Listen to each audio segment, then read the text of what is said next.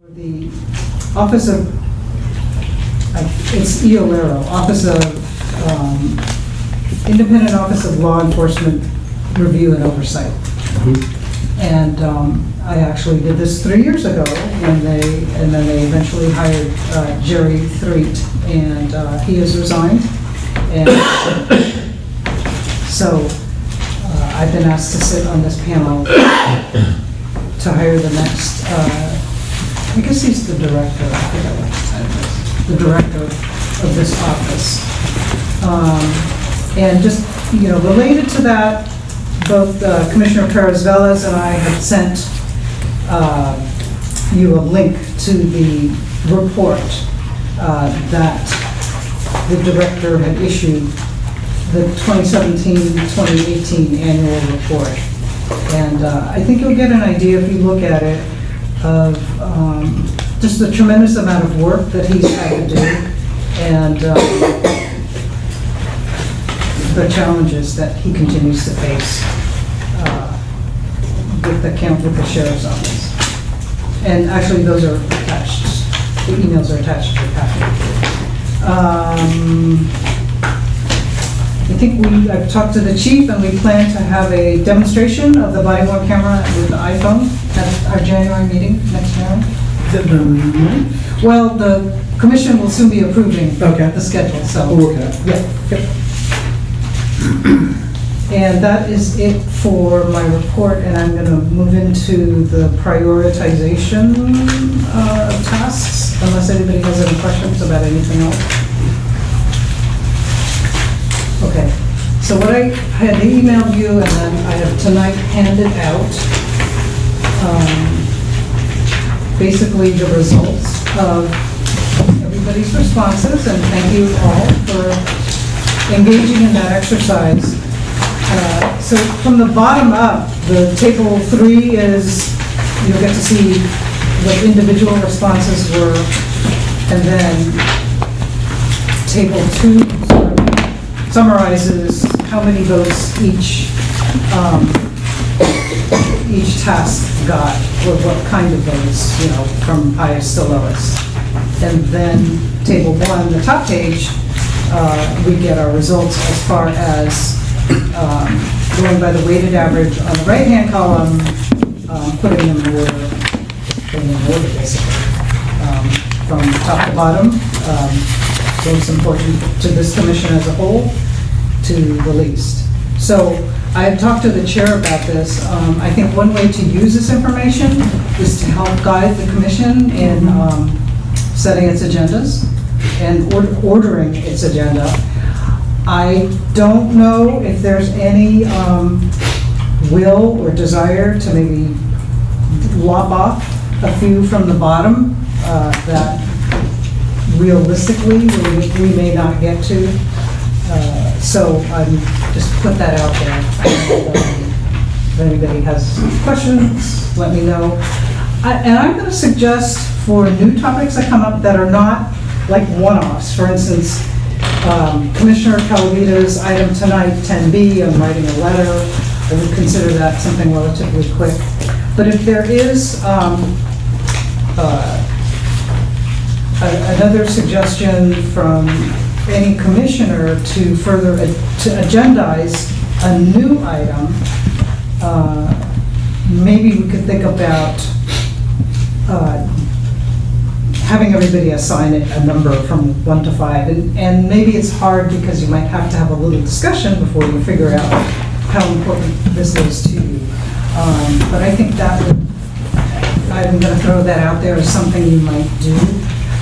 The main point being, we started out with a list at the beginning of this year, or you started out with a list, and of course new things come up and you do want to talk about them, but there was really no discussion about how important are these new things compared to the things we already said that we wanted to talk about. And that's how a bunch of things ended up at the bottom, because they were never able to be, they were on an agenda and eventually at some point they were taken off because of the realization that they would never get discussed, and then there they sit. And now you've gone through the process of setting those priorities. So you can see that there are some items that have been around for a year or even more.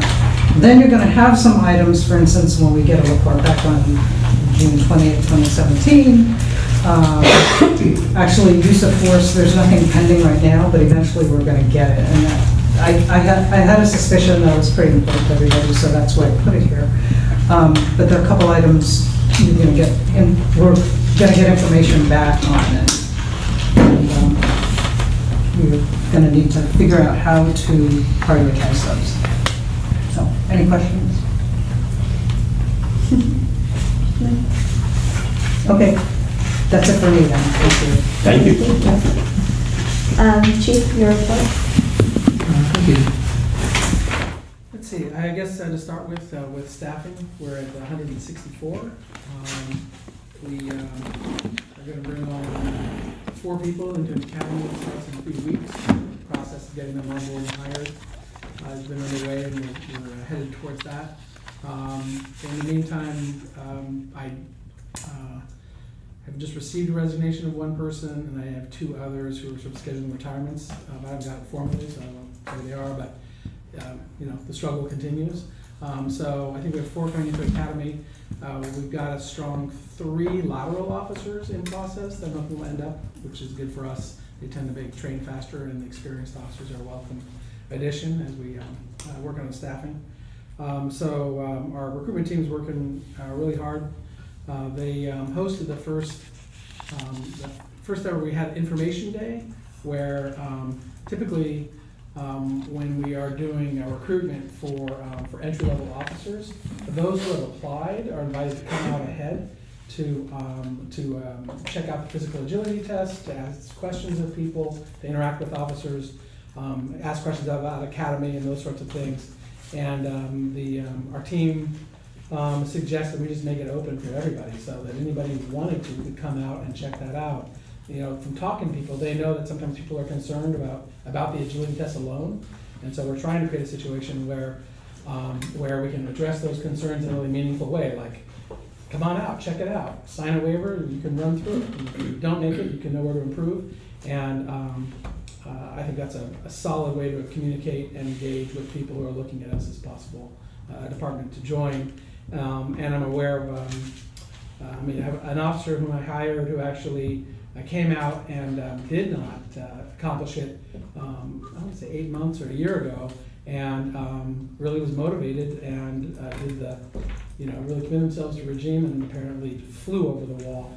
And I'm pleased to get that officer on board with us in this coming academy graduation. So Info Day was successful. We had folks turn out, and a good opportunity for people to see what's up with becoming hired as a recruit officer and going to academy.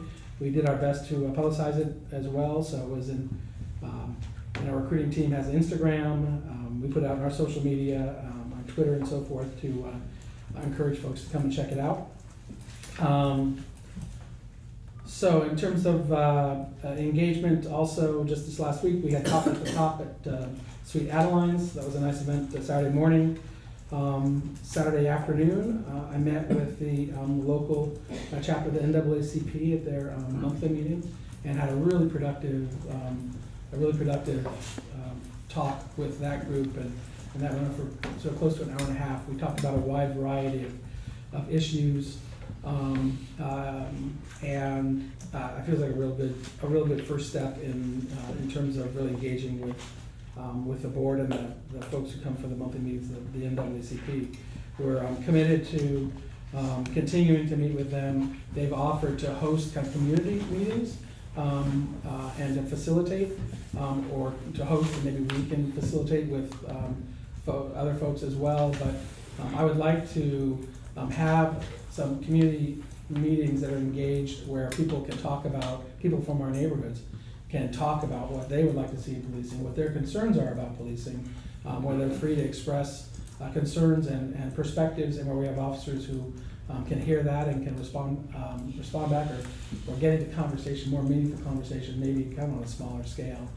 So it was very positive, and I appreciate Mansouri Dean and the other members of the board, Elliot Halpern, in being open to this and inviting me and us into into that. I don't know if you mentioned, so Sergeant Fomby accompanied you, I think, to Iolero to present on de-escalation? De-escalation, so yeah, do training, de-escalation, and coaching Oh, I don't, the 12-3-18. okay. For some reason, he didn't think you were there. Maybe I misunderstood him. He didn't think I was gonna, that I made it at the end. Almost at the end. Okay. And I sent the letter out for the committee members, but he, oh, no, I'm sorry. No, I didn't make it. Well, I think you were talking about him now. No, Sergeant Fomby did a presentation, but I didn't make it to the okay, presentation. all right. I was there in spirit. So I received a really nice letter from one of the representatives by Alero, thanking Sergeant Fomby for his doing that training and for his effective approach to training and to being that discussion in terms of educating folks and showing what we do. A couple other things I wanted to sort of check in on because we've talked about in the past and I wasn't able to make the last meeting. In general, 2 or 3 pieces on the issue that you've raised, Commissioner, about the use of the iPhones and the body-worn cameras and how they interact. So we will be glad to do a demonstration. One of the questions came up about the policy that governs evidence that's captured on phones, whether it's those iPhones or not. There's 2 pieces to that. One is when you're using the Axon software, what happens with that and what are the rules about that? And where is that going to show up in policy? And the other is if you happen to be using your own phone, what are the rules about that? So looking into our policies, our current policy of P64, starting with Section 8, and maybe this is something you could distribute, but that, starting with Section 8, talks about handling digital evidence, including booking it in. And so that is going to come out, right now that's slated to come out as Lexipol Policy 807, and I think it's very much the same. I don't think there's very much difference, but that's existing policy. We also have a draft Lexipol policy of 701, currently numbered 701, which regards personal communication devices or cell phones, and I think that'll be a place where there's currently in some draft language about deleting and not holding on your own phone photographs or files that are related to work. So those are in draft, but I did want to circle around to it. When we first spoke, I had in my head, like I felt like somewhere I knew we had a policy, existing policy about booking digital evidence, and that turns out that was P64, I think Section 8 and beyond. And then with the deeper and more kind of pointed concern about disposition of material that's on personal devices, staff brought out 701, that draft of 701. So those aren't live yet, but they will be at some point, and that's where I think that's going to be. I have a question on that. Chief, so you're talking about the use of the private phones, right? But how does that overlap with, for example, if you use your private phone, how do you get it on the record? In other words, if you have the city iPhone, I presume it would automatically go into the system in some way. If you actually, you could use it if your camera was a problem or something, I guess, or you could use it independently. But I'm just setting that aside for the moment. If you use your personal iPhone, how do you get it? How do you get whatever the record is into the system for preservation and so forth? So you can log on to evidence.com, which is the digital evidence management system, and upload a file. So that would be from Jump Street. That would be one method of getting it in there. I also believe that our folks could install the Axon Capture app onto their own phone, and that app, when you use it to do an audio file, video file, or photograph, I'm 98+% sure when you use that app to capture that image or that file, it uploads it to evidence.com, and it is not available on the phone after it's uploaded. So that's what I want to demonstrate. That'd be a good thing to know on the presentation. We Yes. can ask that, or somebody can answer that, hopefully. Right, and I'd actually like How that would to, work. my intent on this presentation, we work it out, is actually kind of show it. Yeah. Like we'll take a picture, I mean, even, I don't know if I have to walk around and show the phone as we do it, or somehow I'd like to really have you have a sense for like how that works. Right. And where the Okay. policy is definitely headed is use the Axon capture application. That's the way to capture. All right. Great, thank you. Capture. So, and, I think that is it. I would circle around actually to the body worn camera policy. So at the last meeting I was at here, I talked about how there's one phrase in particular about when the camera can be deactivated. And so I've got a draft ready to go out to change that. I need to check in with the BPA to make sure that we're good and it's consistent with our previous discussions during the meet and confer process. Mhm. So I'm gonna try and get that through shortly here. But I think we've had a bunch of this discussion here. I think my intent is very clear, people know about that, but I recognize that the language, that I'm gonna exclude the word "and" in that policy, and that just makes it read the way I think it should read. Okay, and that's all I offer tonight. Thank you. Are there any questions? We were gonna be talking about this a little bit later with these items, but, I mean, what is your schedule right now for getting back to the council and PRC on the CPE and related issues? So I expect to have a report out and done at the end of March. I'm still on that timetable. That's the short answer. The longer answer is I'm continuing to plan to address the recommendations from the PRC, CPE.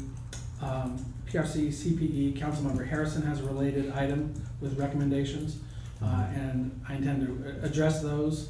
For example, capturing demographics, so that my response to that will be, up to date. We, just on that issue alone, we did a new build of our CAD system, and I think there's a change in software in capturing the demographic information, so we'll give you the most current, for example, on that topic alone, give you a most current update about where we're at with that. We continue to gather the information, but I think it's been updated, and we're gonna be on a path to comply with the REPA Act, where agencies across the state of California are required to submit their demographic information. And although I think by statute, we're not going to be required to submit that to the state for another couple of years, because the big agencies need to do it first.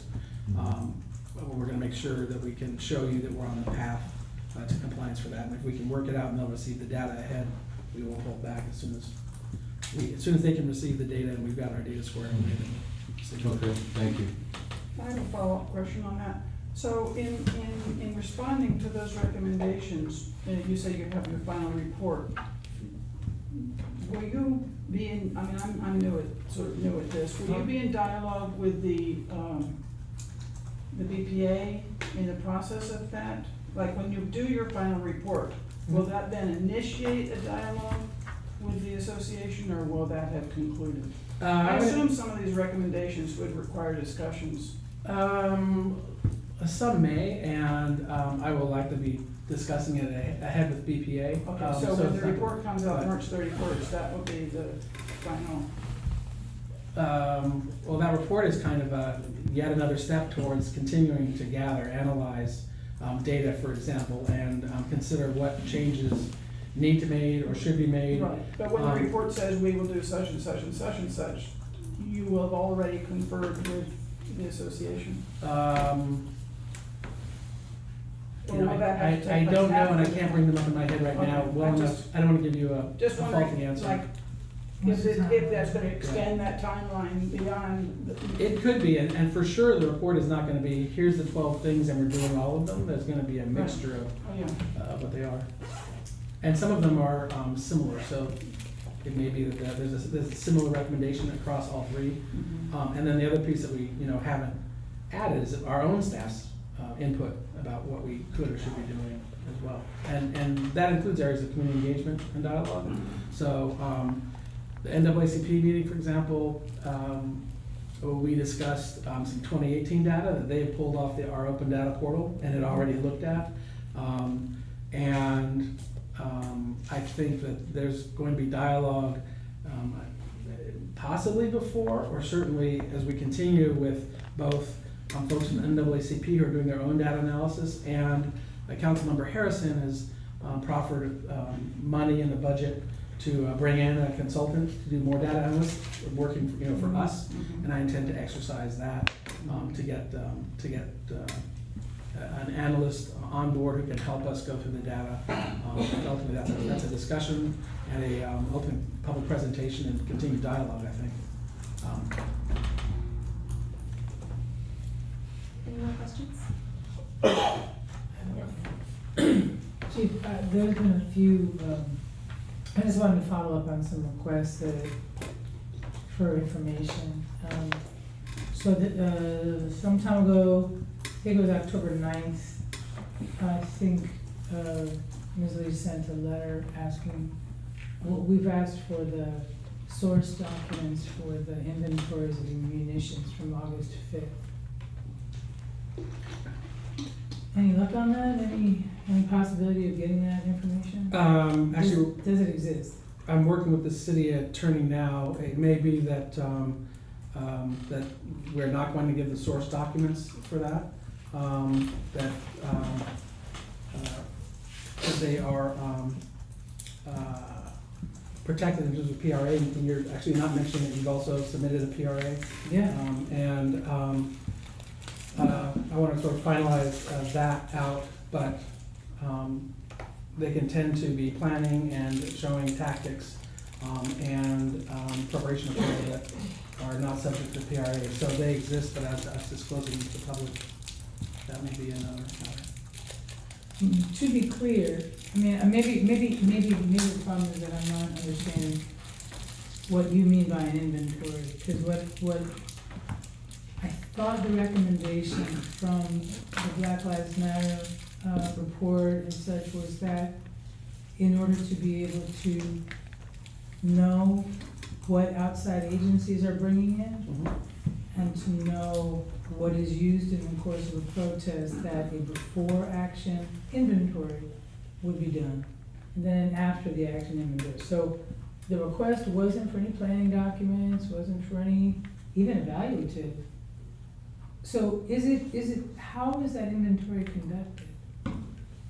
Is it conducted like each department, each mutual aid agency gets like, here, Hayward, could you fill this out? And here, Alameda County Sheriff, could you fill that out? Or how, I don't know how it's done.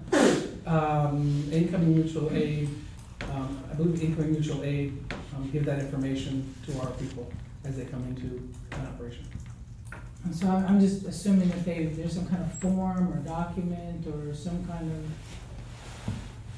documentation that would be of service to you after the action is over. There may be a form. So that's all I'm asking for. So I don't want, just to be clear that that's the only thing, So I think we've provided you with an after-action report, and there can be documents that are involved in our conducting operation that are not disclosable under the PRA.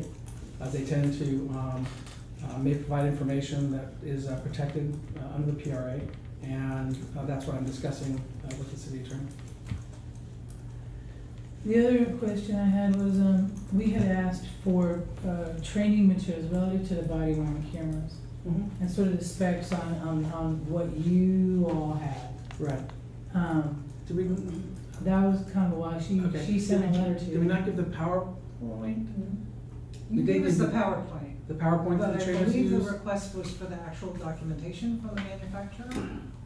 As well as whatever training materials you're providing to the officers. And how do you say- So having gone through the training, there's the PowerPoint, which I believe was shared with you, and the instructors passed out the training material was the actual policy. So that's I'm glad to revisit that. There's nothing else that the officers get? I don't think so. Okay. There, but So to clarify, Chief Greenwood, the PowerPoint that you provided to the PRC is the same PowerPoint that our officers? I will let me confirm that. Okay. Because I don't have a problem with that in any way. Okay. And So the training, what version of iPhone was provided to officers? I think I think they're 8s and 8+, and we gave them a choice. Is that what you meant? What model? That's my question, yeah. Yeah. And so those phones have facial recognition capabilities? Yeah, they do. If you Google it, it says they do. We don't use any facial recognition capability that I'm aware of in our phones, so I don't know. But the phones have that I'm offering a friendly fact. Oh, and I'm offering a friendly rejoinder, which is what, I don't know what you're talking about. I'm very familiar. For with you to iPhones. sign in, you can, your phone recognizes the face of the That's the user. iPhone 10, not the 8. That's the 8s 10. don't do that. It's, Eight's Oh, don't? the user. Yeah, not somebody else. but 8's also, there's facial detection, but there's also, anyway, I would like to agendize the issue of facial recognition and facial detection and just understand. And Ms. Lee, if you'd be kind enough to provide, I think there's a surveillance, within the city, my understanding there's some policies around surveillance. Well, there's the surveillance ordinance that I understand is still in meet and confer, is that your understanding? WMC 299, 2.99. Would you be willing Yeah. to forward that to us and? Yeah, you have it, but I forwarded. Do I already have it? Mm-hmm. Okay, well, I'll look for it. Or, okay, what I'll do I think is- that would, it went, for whenever it's agendized, I think that would be a helpful document for Sure. us to be bone up on. And maybe the conversation is already moot because of that policy, but I do think it is something that we should consider. May I? May I just ask, the information that you're seeing that says iPhone 8s have facial recognition, would you send me a screenshot or a link so I can look at that and see what it is you're talking about? Sure, I'll I'd send be you a glad link. to respond to that. Are there any further questions? I just have 30 seconds. Chief, I think that what Commissioner Pritchard might be referring to, if I might just extrapolate on it, is the fact that after the Black Lives Matter demonstrations and the after-action report and the report review of the actions of the Berkeley Police Department, specifically, it was annotated and discussed with City Council and Chief Meehan that that when other departments came into the staging area, that the representative from the Berkeley Police Department would conduct an inventory of all the things they're bringing in to make sure that they were in compliance with the things that are authorized to be used within the city of Berkeley. And specifically, the discussion was about tear gas, gas canisters, and smoke canisters, because we had a concern of how many were used or were not used, and the disparity between, did we use 20, did we use 15, did we use 30, did we use 1? So the discussion at the end of that was to create an inventory of all the things that were brought in, and to be able to have an end inventory as well, so there would never be a discrepancy again whether 5, 6, 7, 8 canisters were used. So, and I'm not sure, I would have to disagree somehow, that becomes something of a part that cannot be shared, particularly since that action report and the review of the incident specifically called for an inventory and an allocation and a review of the usage of the equipment brought in by other agencies. And I think that's what she's looking for, and I'll be interested in too as well. So I think it might be different from where do you send people, how do you send people, how do you make a determination, more about what did they bring in, was that in compliance with the city of Berkeley, or their own directions, and if they brought in 10 canisters, if 6 were used, then they left with 4, that kind of stuff. So, on a couple of points with that, I am not aware, and we'd have to go back to the document, and that the inventory we're talking about is to see whether or not what agencies are bringing into an operation, a planned operation, are, you said something like consistent with Berkeley or following Berkeley's policies? Because one time or the other, you would have to say, that's not used here, you cannot use tasers, or if you say, we have to come in with this set of tools, then the department will make a determination on where to utilize that department, so they wouldn't be, it wouldn't be in violation of our crowd control and crowd management policy and the things that the city of Berkeley requires to be used during those demonstrations or First Amendment demonstrations. So, we got into a deep, or pretty long discussion with the council talking about mutual aid the last time we had a presentation.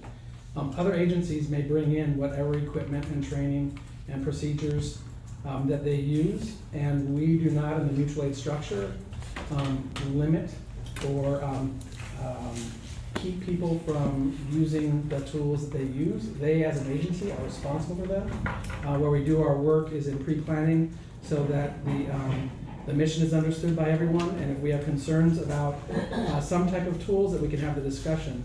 But in the bare fact of it, in a mutual aid structure, agencies bring what they bring, and they're responsible, ultimately they're responsible for their use. So our policy doesn't govern. So if an agency comes in with tasers, and I mean, this is kind of far-fetched in a crowd situation because that's not a scenario, but their policies guide their actions. They're fully accountable for that. In this age of body-worn cameras, of course now, so more than ever, agencies will have body-worn camera footage of whatever it is they did, if there's an investigation or need to, or an inquiry to what happened.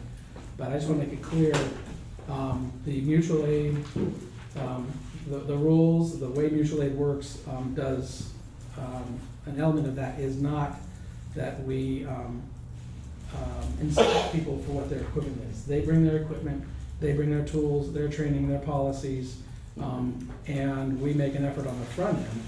The way we address the concern about some agency like suddenly, I don't know, using tear gas, for example, is by having that Joint Operations Command and all the pre-planning that goes into it, so that all the commanders involved are aware of how we're trying to run an incident. So Chair, maybe maybe we can ask the PRC officer just to inform our discussion for electronically maybe to send the post-action review report by the Berkeley Police Department, and at the same time the review that was done by the subcommittee of this commission, because I was here for that, and I have to tell you that I'm being 550, but my recollection is very specific and clear that it was mentioned in the police department in terms of an inventory, and there was a recommendation that we made directed to City Council, and that was discussed with City Council, and I represented the interest of the PRC. There's no discussion with City Council. So maybe we need to look at both documents electronically and see whether the recommendations were there, what happened with City Council action, and then we might be able to have an informed conversation that could be proven that I could be wrong. I'm not, But you know, I know what you're saying. Right. But I know that the recommendations were made, and I don't know where promises were made or discussion was had about how to move that as an implementation of a policy. But I do remember the discussion happening, and maybe we need to look at the both reports and see what we both came up with. and I would add to that, maybe we can track down the council meeting, the most recent one, that discussed mutual aid, because during a presentation, there was some discussion about this aspect, and especially about departments using their policies, their procedures. And I'm not fully spun up, I can't recount the whole thing off the top of my head now, but we addressed that point on with council. So maybe, maybe the officer and I can find that and find the point, like, okay, watch this 10 minutes or whatever, so we can hear those interactions, because then you can hear what council is saying in our response. Because we might find, Chair, as well. that maybe it's time to remind this current city council of the decisions and recommendations that were made 2-3 years ago by this commission after a year review of the Black Lives Matter demonstrations, as well as how it correlated to the recommendations of the department in their own review of the action. And maybe the city council that is present right now might need to be reminded of the decisions that we made and recommendations that we made. Because obviously, if this is true, which I believe it, they might not have a recollection of what that report was. And maybe something that we can send to city council as well again, for them to have a little look-see again, a refresher. Okay. Commissioner, just to clarify, you want me to send links to both the commission's report following the review of December 2014 protests and Yeah. the department's own report? Yeah, Okay. that was 3 years ago, right? More than that, 3-4 years ago? Not 4 I years think ago. they came out in 15. The riot was 4 years ago. Right. It was 3 probably. Yeah. So that was 3 years was ago. the event, and it took- We tend to forget what we do 3 years, 1 year after. I know I do. But just on that point, there was something that brought it all together, because we had a report, they had a report, but there was something where there was agreed upon, okay, well, you know, this is what we're gonna do, and that's really what we need. Yeah, Okay, I looked at it. and that might offer you some clarity. Less than clarity. I have one last question, which was just, I'm just trying to understand the timing of the lexical policy implementation. I guess what I'm trying to understand is, for example, on the use of spit hoods, you know, is that, there's a policy pending, or there's a lexical policy that's being reconsidered by a subcommittee. My understanding is that the Mental Health Commission is concerned about the use of spit hoods. I think the Commission on Homelessness is also interested in that topic. I'm curious if,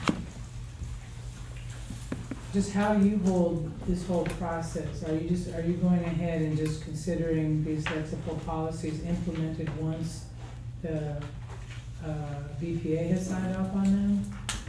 Or at what point do you? Like, how does it work? I mean, just the issuing of the I'm policy? just asking, like, Sure. what are the approvals that you feel you have to get before you can release it and put it on the website and call it the new policy? I guess in a sense, it sort of depends. Some policies have mean confer aspects to them. And a BPA has been, you know, vigorous in raising concerns about some policies. So mean confer can be part of it, although it's not necessarily part of every policy. But in terms of releasing the policies, we have gone live with Lexipol and released a number of them. We're holding back on releasing more, essentially to give people, within the organization, I got feedback like it's too much. Now, like you're giving us too many policies to acknowledge and to kind of absorb. And from one perspective, the policies aren't significant, huge changes. They're very similar, if not very similar to the previous policies. So on one level, it's like that you don't need to absorb that much. They're similar to what you've already been acting in. There's no gotchas in there. There's no subterfuge of switching up on a policy. But I am listening to my people who are like, okay, I get that, but I still would like to have more time to be able to review these. So we're holding off for right now and we're releasing more. And as to which ones get released, if I guess it sort of does depend on where they are in the flow. I am not waiting necessarily for all various, if there's, whether it's the subcommittee, or I suppose some other input source, if the policy, I'm sort of reserving the right to be able to put out the policy, understanding that policies change too, and if there's a significant concern that comes up, we can amend the policy just as we are, for example, with the body-worn camera policy, which, by the way, I expect to amend a couple of times, you know, in its life, or in its, you know, as we sort of go on into being experienced using it. So policies, when they're posted up in the Lexipol system and sent out to everybody, that's when they become effective. And I don't have a particular chart that's telling me this policy is going out this date or this policy is going out that date. Staff is pulling them up. There are a number of policies that I think are ready to go out, but my word to my people was that we would hold off for a bit before we release the next ones and try to maybe release them not so many at a time, you know, so a small number a week, say, rather than you know, double digits where people are feeling overwhelmed.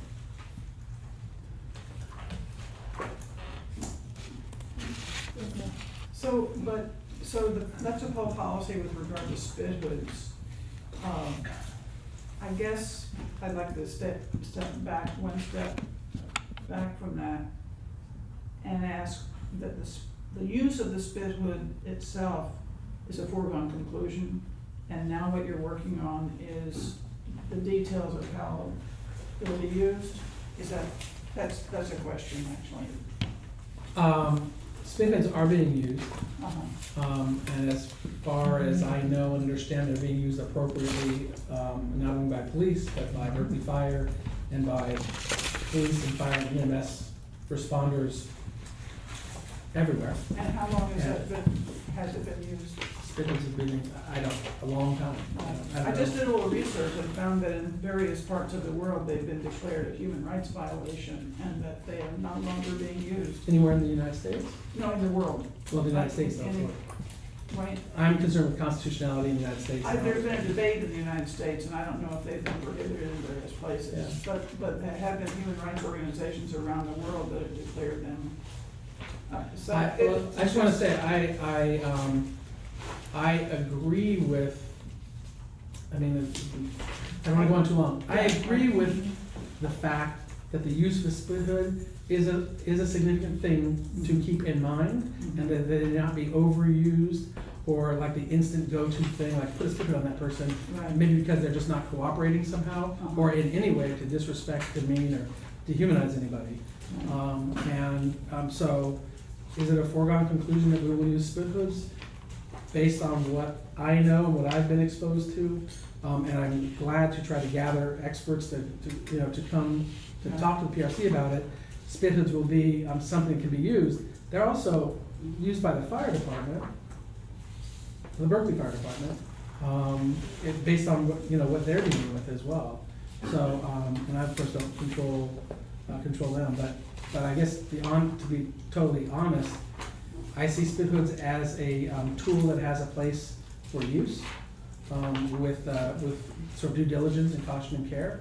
I have not looked at the lexical policy on spit hoods yet. And when it comes across in our workflow, it's obviously something of concern.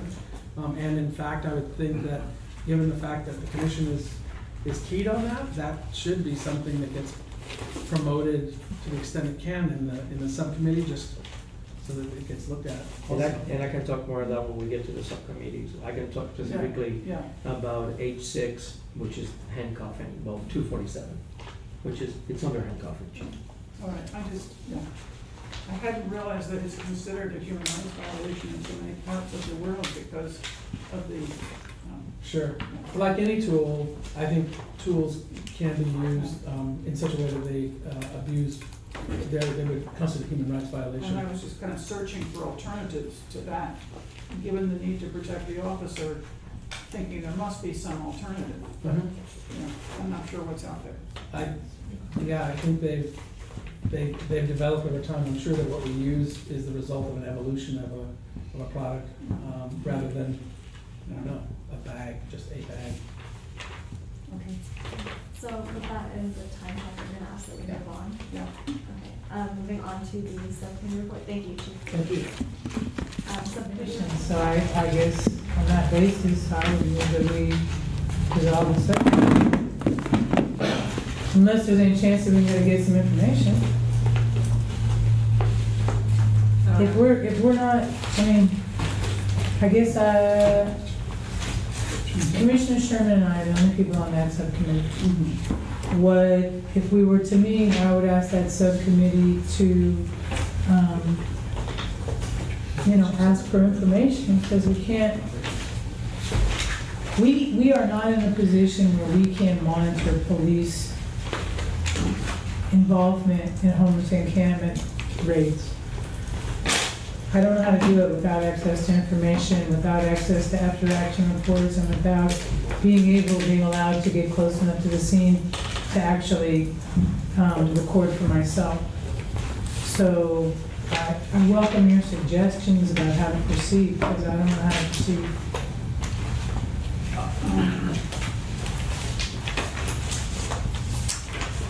The body cameras will be in use in the future, right? But we won't have access to that footage. Well, maybe we should get access. I agree.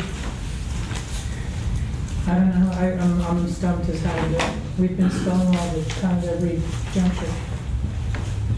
We don't even have the city policy that governs this stuff at this point, as far as I can tell.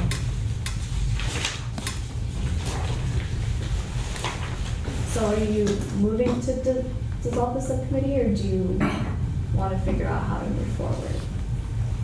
Like ideally, the subcommittee would still exist, correct? Yeah, because there's raids continuing. And there's concerns about some kinds of you know, I guess I can consult with Commissioner Sherman and we can write a letter and maybe ask this commission to sign on to it. And it would be, from my point of view, it would be a letter of protest about the lack of information coming to us about the police involvement in those raids. You'd have to schedule a meeting to do that. So I guess that's what I'll do.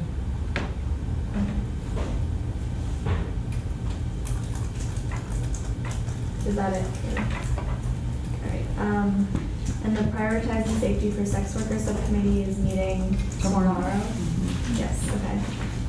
Is there any other update on that? No, I would say that Commissioner Ramsey has a very ambitious plan. He has speakers coming from San Francisco to talk about their policy. And then, so that's one meeting, and his vision is then the next meeting, the second meeting of the subcommittee, they put a policy together and to present for us. So he has a very efficient schedule. Well, that's great. Yeah. All right, moving on to the lexical policy subcommittee. We are still, We're trying to schedule the next meeting. but as it relates to the concern on speedboats, just really quickly, on the last meeting that we had, and just to answer the questions, I mean, the department has certain, you know, orders that are ready to be distributed out. Some of them have come to the lexical. We have brought them here. The ones that have been with no conversations or concerns go back to the chief. The chief has looked at some language, has changed the language, agreed with us. Those ones have been disseminated to the department. They are continuing to have some on the list for next. We're reviewing them. We're giving information to the chief. The chief comes back to us through Captain Molieri and Sergeant Spielman, and then we get them. In the last conversation that we had about spin hoods, we had agreed on language to go back to the chief for review, and that's General Lexical Order 302, particular 302.6, application of spin hoods masks, and we changed this. Spit mask shall not be used from should, in situations where the restrained person is bleeding, profusing with air on the mouth or nose, where there are indications the person has a medical condition, difficulty breathing, or vomiting. We changed that language, so it's a shall under those conditions which articulate a medical condition or distress. And the subcommittee agreed, and the captain agreed, and we sent that for the chief for review. And then we meet again, we'll have an answer of that. But we have changed the language in order to address the concerns that have to deal with medical conditions, not necessarily when somebody's acting violently. But that's what I have to say about that. Yes. My question, so is that to say that the department is not going to be using spit hoods, but will instead be using spit masks? Well, Because I know that the language was changed, but the pictures that I have are of spit hoods. Well, I think people can call them socks, masks, or hoods. No, they're different. But The spit hood goes over the head, the spit mask comes up to about here. So that you guys are making policy about different things. well, the general order that's presented in front of us refers to them as spit masks. Whether they mask the face or the whole head, that's a good question to ask them. But the general order that I have in front of me, which is the one that I was discussing, particularly has hoods one line and uses the word mask. All right, but I'm curious if is that just somebody thinking that masks kind of sounds less sinister than hoods? Well- Or is that because there's actually a I can technical change in their inventory and what they're allowing themselves to purchase? I certainly am not in a position to think about how the department might think. I mean, I certainly don't want to categorize something one way or the other. All I know is that the use of spit hoods right now, if we want to call it that right now, it's appropriate during police department regulations, that if there are any other changes they're going to have to the policy, they will have to come in once policy 302 is implemented. So just to clarify, is this on our agenda, or is it, which number? This is Lexipol. flexible, but we have decided as a commission to reevaluate the sped policies that time. That's right. So this Yes, conversation will so, be up again. yes. So those policies will be coming back to us. Yeah, so Yes. to answer the question that she's asked for the chief, in terms of the language and the concerns that they had, the language in terms of the treatment, the subcommittee has worked on this and was sent to the police department, changes in language for review and then back to us. Yes. Chair, I feel a sense of concern that we don't have enough information to actually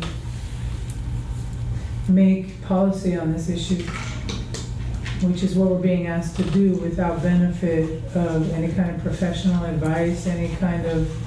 It was my understanding that we were going to get something, like a presentation. Well, we've heard of so far, and so I guess what I'd like to ask is that if we're going to get a presentation from the police department, that we also have a presentation from people who are mental health professionals, not employed by the city of Berkeley, people who can speak freely about the impact of their use. Even if it's mental health professionals employed by the city of Berkeley, Correct, but they're mental health professionals. correct, with a conflict of interest. Okay, that's something that Ms. Lee and I can make sure happens when we get the presentation. Thank you. I mean, I'd also actually like to, I can help to locate people too. I think the Mental Health Commission, you know, they're also interested. There are people there who are interested in this topic, so maybe we can coordinate with them in some way. Okay, that would be great. Is that it for the lexical policies? Yes, if I might add something to this, the chair, then count me the 10 seconds. If it's going to be a presentation with mental health professionals, and we think that the mental health professionals in the city of Berkeley are going to have a bias, then we also must interpret that the other people might have a bias as well. So if we're going to have a presentation, it should be from both people, mental health representatives from the city and mental health representatives that are not from the city, and then we can have an educated ability to make a decision based on both presentations, and then decide which one's biased. Well, we can keep that in mind as well. Yes. I'm sorry, I think you should somehow include an EMS component. Sure. Because Berkeley Fire deploys those on their own without direction from us.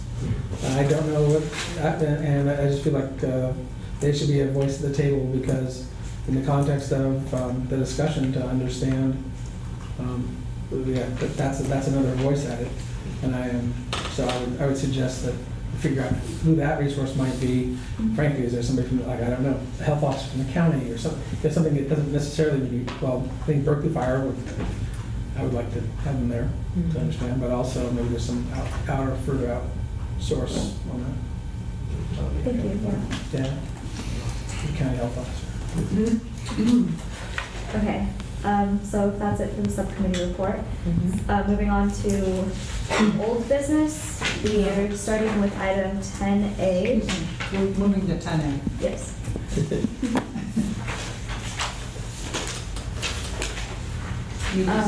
Ms. Meeting Lee. schedule? Yes. So I think this is pretty straightforward. We'll look at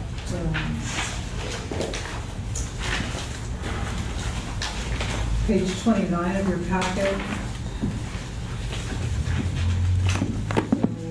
So page 29 is the list of the dates. Page 31 is in calendar form. So this is consistent with the way the PRC has been meeting before I was a PRC officer, which is 2 meetings every month, except no meeting in August, 1 meeting in November, and 1 meeting in December.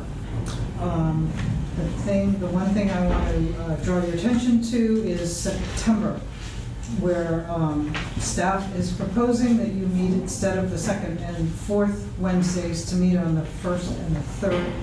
That's because we will be in NACOLE September 22nd to the 26th. And it doesn't seem all bad since you're coming off your August break, so make your break just a little bit shorter. And then on the calendar on page 31, this is something that I get from the city clerk's site, and then I superimposed our dates on it. And so you don't have to, you know, it has the holidays on it, which I think is the most interest, and then council meetings of secondary interest. But that's why they're on there, because I use their calendar. Thank you. Lindsay, what's VTO? Did you say what? Oh, and that is of no interest to you. Okay, that's fine. Voluntary time off for city staff Understood. that's a cost reduction, cost saving measure. If employees want to take a day off without pay, those are days they can do it. And city services are on a reduced schedule on those days. And they're approved on a fiscal year basis, so that's why you don't see any after June, but there probably will be more. Are there any more questions about the dates? Okay. I would like to make a motion to pass this meeting schedule. Second. Any discussion on the motion? All right, if not, all in favor, please raise your hand. Commissioner Criswell, is that a, oh, you're second, yes. Sorry. Okay, So moved. thank you. Okay, thank you, Ms. Lee. Moving on to 9A, Commissioner Allenby, this is your item. Would you like to introduce it? Well, is to have people present who want to run for an office. And, do we need to vote on that? Yes, we do. Okay. Because this is a change to the standing rules. And on page 15, I prepared, so this is one page out of your standing rules Okay. relating to the elections. And if you look at section 2B, now there are two things going on here. One is Right. Commissioner Allenby's Mhm. proposal, which is the end of the sentence, which is That's B. a commissioner must be present in order to be nominated. Now, the change before that is actually the next agenda item, but it's the same section. And I might as well explain it. The reason I brought this before you is because according to the Commissioner's Manual, commissioners are able to nominate themselves. So we should be consistent with that. This is not something that comes from our ordinance. So there are some things about our ordinance that are different from the Commissioner's Manual, in which case the ordinance takes precedent. Otherwise, the manual, That answers my question. it doesn't answer your question. Okay. No, it answers my question. Oh, okay. It answers my question. Okay, so let's get back to, we're now talking about Commissioner Allenby's proposal. So we can't change that? Change the, on B? There's two changes. Is that- There's two changes. So we're I'm talking looking at about B. A first. They're both in B. There's two changes. I'm looking at B on the agenda. Oh, Yeah. no, we're talking about A. Found Let's talk it. about A. Okay. Let's talk about one thing at a time. Well, I thought you were talking about both. actually. Well, I was, but Yeah, I wanted okay, to, so now I'm it's like, turning oh. it back over to, Okay. well, All right. because it could be confusing. because Okay, item 9A, They right? happen to be in the same section. So is that a motion? Have you made a motion? Yeah. I second it. I have a question for our commissioners who have been here longer than I have. How often do commissioners get elected or get nominated when they aren't at meetings? In absentia, only one time. In my 11 years, your candidacy was the only time that I remember in 11 years. I mean, yeah. Okay. There is one thing I will say about that, which is that for me, I had asked, or we had asked in the previous meeting if the nominations could be moved because I knew that I wasn't going to be at the meeting. Yeah. And that was something that was discussed and the commission decided no, that I should just run when I'm not there. So in the future, if this amendment does pass, I think that's something that we will have to take into consideration because, I mean, there are extenuating circumstances that someone might know like ahead of time that, especially since it's right near the beginning of January, like that is a big vacation time, and a lot of people like may have to take that into consideration. Could I ask, Gwen, what motivates your, what? Well, I didn't like the procedure, and I thought it was disingenuous, and I just didn't like it. So I wanted to be on the record that you should be present. Okay. Every board I've ever sat on, Okay, this is how we conduct business. It's not, you have to be present. okay. I mean, we can't elect a president and he's somewhere else. Uh-huh. You have to be present, that's the way Uh-huh. it should work. And to be fair, I mean, and that's okay, that's them, because the regulations were mute on the subject, that's why the questions were not asked. Thank you, Chief. So, I mean, and it turned out very well. So that was a great thing. But I think when I wrote these regulations, 3 years ago, yes, I did. Oh, yeah, I submitted this to the PRC officer and to Byron for institution and voting by the commission. This was written by me. There was nothing written in our regulations, and it allows for someone to say a speech of why they wanted to run, and then have the commissioners asking questions on the reasons why they wanted to run. And that part of the regulations conflicts with someone not being here. So if there's someone running for the chair and says, gives a speech, and then people can ask them questions why they want to run, and the other person is not here, I mean, it doesn't necessarily create an imbalance, but Okay. it's not a fair process. So I mean, I would have preferred, and what happened was great, as I said, great choice, but I would have been, I would have considered to move the elections to another day, but we don't have a way to do that, because it just has to happen on that day. So I feel like that is a problem there, because if there is someone who really truly does want to be chair but can't make it to that one meeting, then we should have a way to move the election in that case. Yes, Commissioner Roberts. I think people should be here because they should represent themselves as to why. So I think that's important.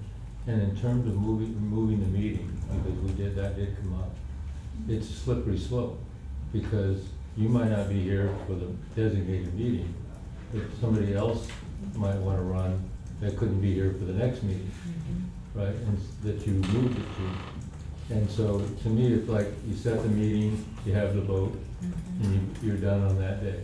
That's it. That's the way I feel. Is there any further discussion?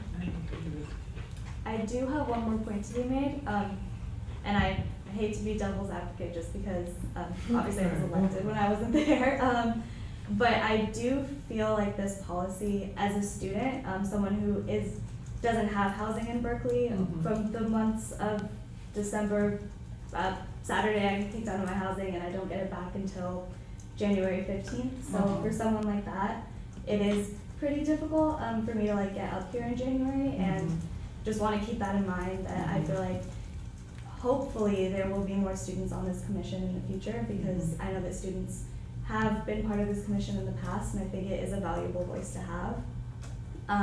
And just keeping in mind that specific meeting date for picking a chair is very difficult for students. So that is kind of ruling out. Do you think they've been changing it to say instead of the first meeting in January, to say January? At a regular meeting in January? Right. Or I think that language doesn't come from the ordinance, right? No. So what about if Ordinance it's in the meeting in January? So it could be on the first meeting or the second meeting. I mean, so it would allow for that postponing somebody has shown interest. I mean, it doesn't have to be the first meeting, it just has to be in the month of January. I think that would be great. To me, it would be better if that's the case, that we put it on the second meeting or something. Just make it Because time certain. otherwise, people can't always be at the meetings, and somebody else that, again, might want to So second run, meeting, Switch it, yeah. couldn't be there. done. And so I think it would better to state a meeting, so we know that that's the date. And if it's the second week, or the second meeting, that would be fine. Maybe that would help out in your situation, but at least it's firm. Set. You know what I mean? So Commissioner Alvey, would you be Well, willing to add that to your? No, because we had it set, it was set, it wasn't something that was moved. And I think if you running for an office, you should be present. No, just the second meeting, instead of the first meeting of January to the second meeting in January. I'm Still a sorry. set date. Wasn't I don't think it you was, can it was do that. already set, and I thought. You have an the agendized bylaws, yeah. It's okay, we can agendize it. Why couldn't I do it? Why couldn't we do that? You could do it, but not at this meeting. Oh, not We me. have to agenda Because that. I'd Big- like to move that we agendize.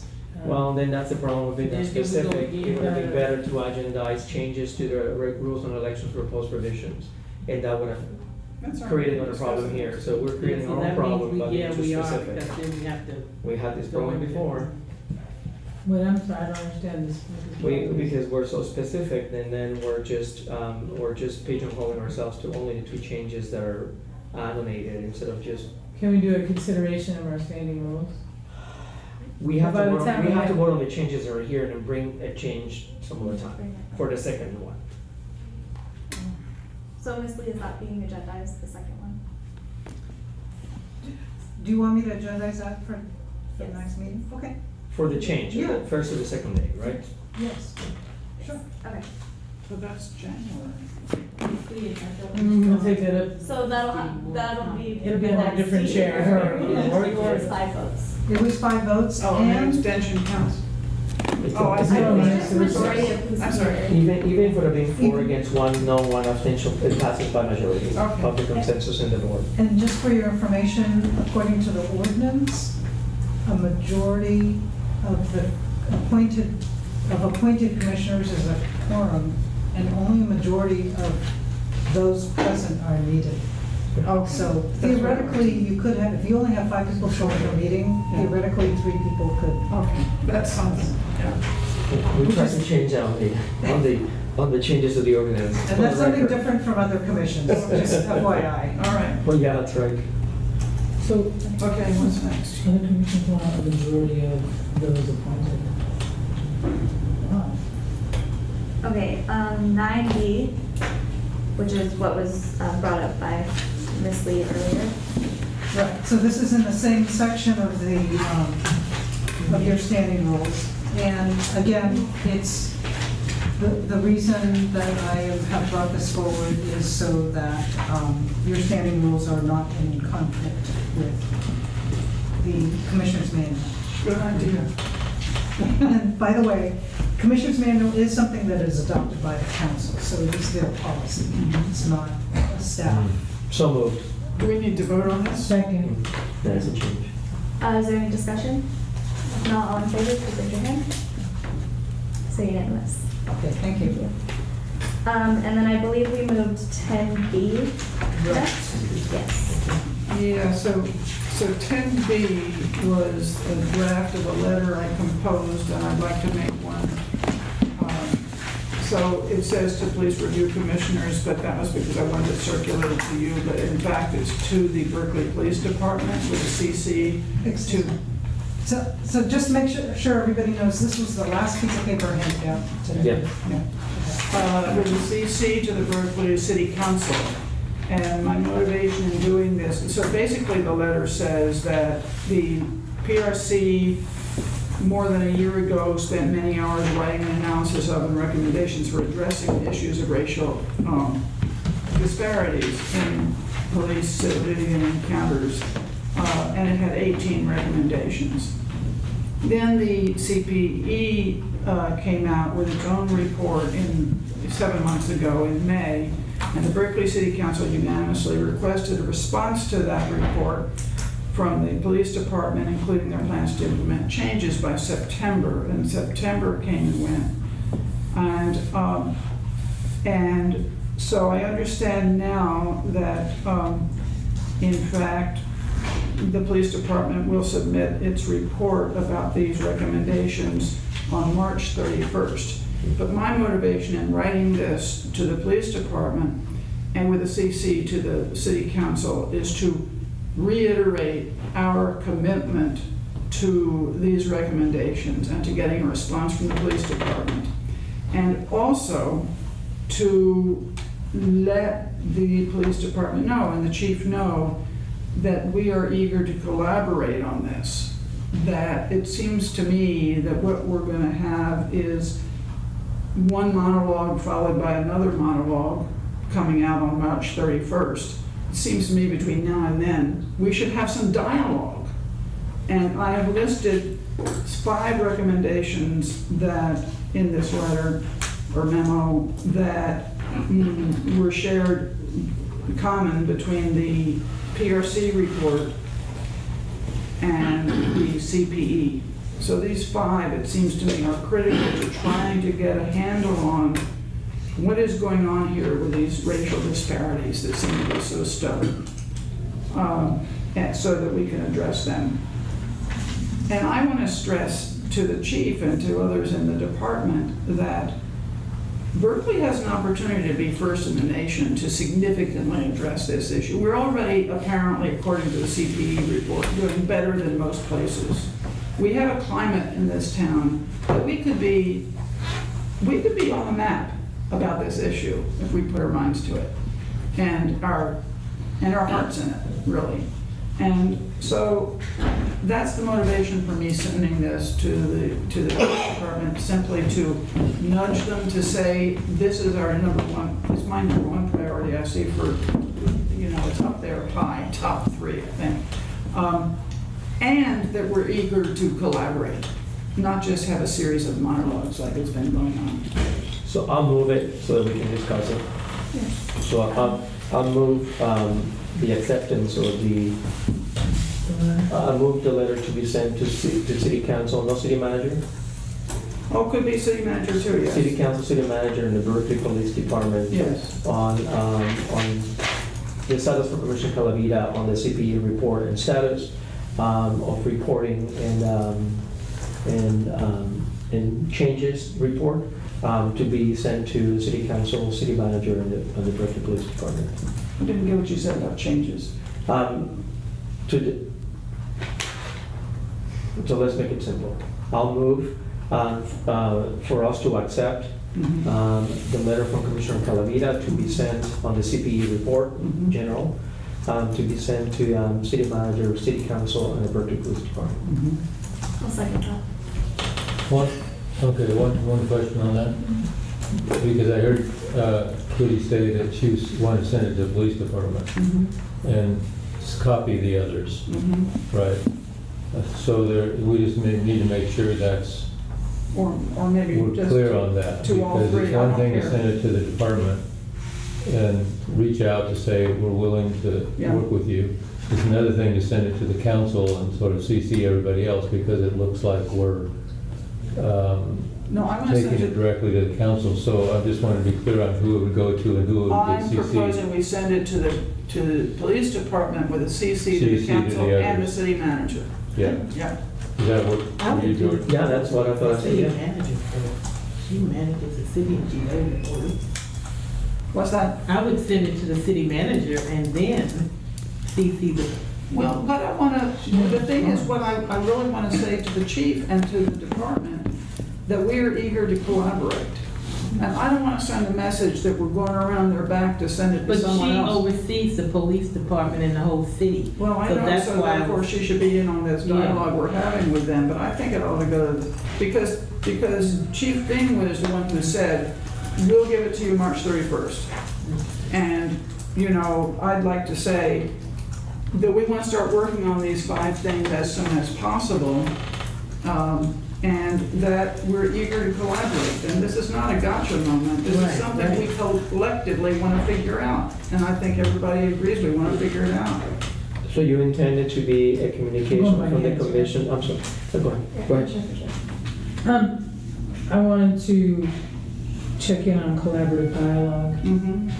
When I heard the chief's response, I've had a sort of a sinking feeling, because it sounds like there's more rounds of discussion, and yet it's been years, literally years, of study and consideration and so forth. So I was wondering if I could amend this, if folks would be open to an amendment that, in the last line, further, we hope that as BPD prepares responses to these recommendations, it will engage with the PRC in collaborative dialogue. I would like to change that It will engage with the PRC in the creation of an action plan and a timeline for implementation of recommendations. Okay, I accept that.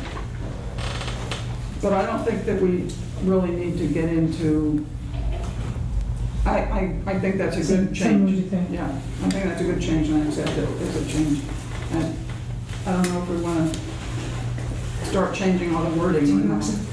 Yeah, that's, so I mean, so my answer would be, if she accepts it, I'll accept it. Okay. You know, so, Sahana, are we cool with her?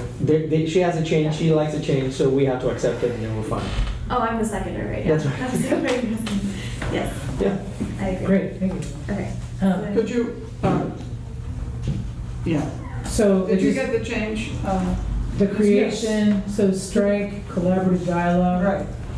The creation of an action plan and a timeline for its implementation. Mm-hmm. How about collaborative dialogue, comma?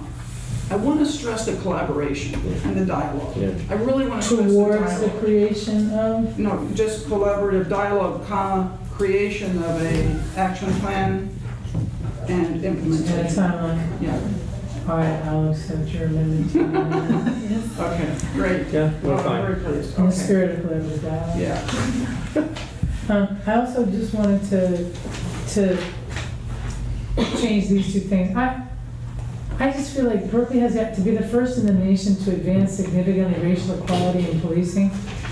I have to confess that I don't feel like I feel like that's kind of unsubstantiated. Like, no, I'm I'm not- saying in the future. I hear you. I guess I'm, No, I'm not saying now, I'm saying that we have a chance to do this in the future. all right, and I guess I also just want to let it, just be reminded that that question of where Berkeley Police Department is, that we're one of the best in the nation, that's not what the CPA report said. That quote comes out of the CPA report, which said of the 240 police departments that they have examined, BPD is among the best. Bearing in mind that the folks who are getting reviewed by CPD are there because they have a problem with racial disparities. So I don't feel like, I think departments that recognize that they have some racial disparities are going to CPE and working with them. It also goes the other way around. Departments that commission with a CPE to come in and look at them are departments who already have a little bit of an enlightened approach. So I guess I just wanted, for the record, I just wanted to correct that Yeah. and You're right about that. encourage us to use, just statistically. I'm not sure that's correct though, because BART was the first one to implement it, and I was the chair when it was implemented at BART. 60 to 70% of the departments are pursuing a CPA program, are voluntary. The other 30% are ones that have reached out because they might have some concerns. Right. So I'm not sure it's a right statement to say that all the departments that are getting reviewed against the Berkeley Police Department are the departments that have racial disparities. I don't No, think that's no. true. No, I think that 70% or more of the departments that are involved in the CPA report are doing voluntarily because they believe in the program. Right. And so we have to be specific. So the comparative top against 200 is not top against 200 quote-unquote bad police departments. It is Yeah. as a result of the review out of the 200 departments, whether they're voluntary or not voluntary, that their opinion is that it's at the top. So, I mean, it's a little confusing, but it wouldn't be fair to say that all the departments in the CPA report are there because they are not doing it right, because I don't believe the Park Police Department, it falls on the dot category. Sort of a moot point, because this last sentence doesn't say anything about where we stand now. This is about aiming for the future.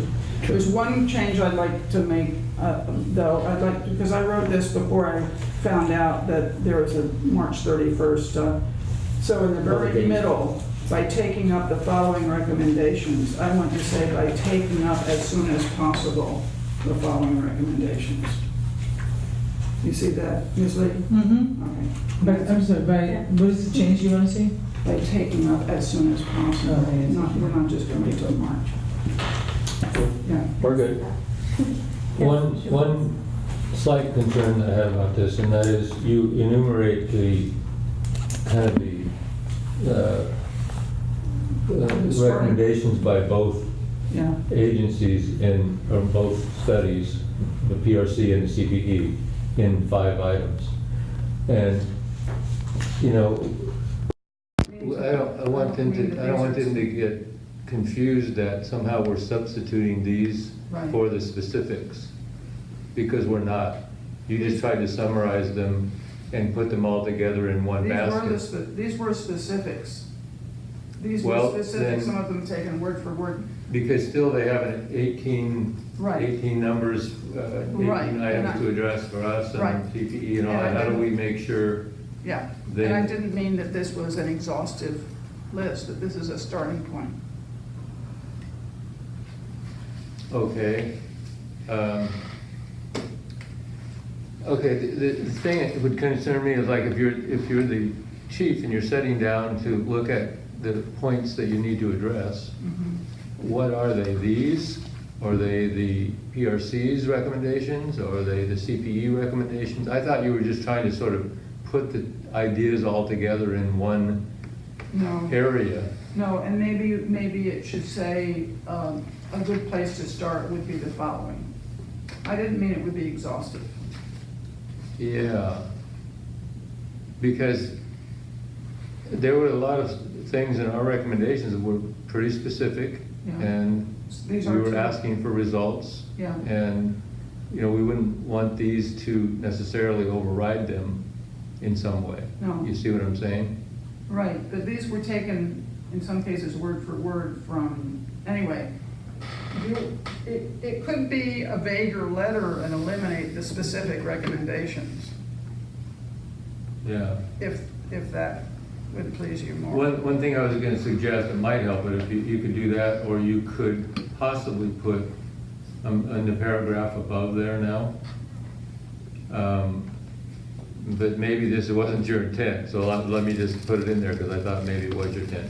The PRC requests that the BPD honor its stated commitment to policing equity and to collaborate with PRC by taking up the following recommendations, which had been formulated by both the PRC and the CPE, and it would add, and are summarized below, or something like that. No, that's not. That's not what no, you had in This is mind. not a summary. These are 5 specific recommendations that were in both So, documents. so they're gonna put these 5 with the other lists of things, and, What you know, I- what they're gonna be wondering is, what are our priorities? Okay, so, Right, what do you want me to do? That's what they're gonna be saying. And so what's first, what's important on your list? I think these are the principal ones, but we can say among them, you know, and then list these, okay? It's not an exhaustive list by any means, but it seems to me that these are the critical things to start with. These are the critical data and plans that we need to have set. So if you wanted me to toy with the language so it makes it clear that this is just a beginning, then that would be good. Because I know what you're saying, I agree with what you're saying. Can I, Yeah, well, But it's not as if I'm summarizing here, these are Yeah. specific points that were agreed on in both reports. Commissioner Pritchett. well, maybe that could be remedied if we strike, by taking up as soon as possible, if we strike the following, and just take out following and say, by taking up as soon as possible the recommendations which have been formulated among these By both us and which are designed, that was it. are produced, Oh, especially including, these include, these include, yes. okay, that's it. So So we strike Commissioner following. Roberts, is that fine with you? what we can do, I'm sorry. Well, we're just going to make it clear that these are not all that they have to do, but among them, these include, before we list 1, 2, 3, 4, 5. So we'll remove the word I think recommendations. that would be helpful. The yeah. recommendations include. Yeah, I think that would be helpful. Okay, these include, all right. Because I see your point, I thought about that too, but Okay, to make sure I got it, was there some deletion above yes. So by Okay. taking up as soon as possible, Uh-huh. the recommendations. the recommendations? Okay, Strike And following. then after are Okay. produced, period, these Period. include these include. 1 through 3, 4, color. 5. Okay, Commissioner Preswell, is to accept that. That's the letter, I'm good. You're good? I'm good with whatever they All right. want to write. Is there any further discussion? Call question? I would also just like to say thank you for drafting Yeah. this. Yeah. It's a very nice letter. Thank you. That is We great, appreciate it. great So, update. Commissioner Lee, are you going to just put that together and send it off, or were you going to see it again, or what? Why don't you, okay, I'm sorry, I let's said vote on this, commissioner. and then I would suggest by general consent as your next action, you empower, the commission empower Ms. Calavita and I to just work up the final and make sure it's consistent with what we discussed. Right. Okay. Okay, so as for the motion on the floor, all in favor, please raise your hand. Ms. Calavita? Okay. You just did me.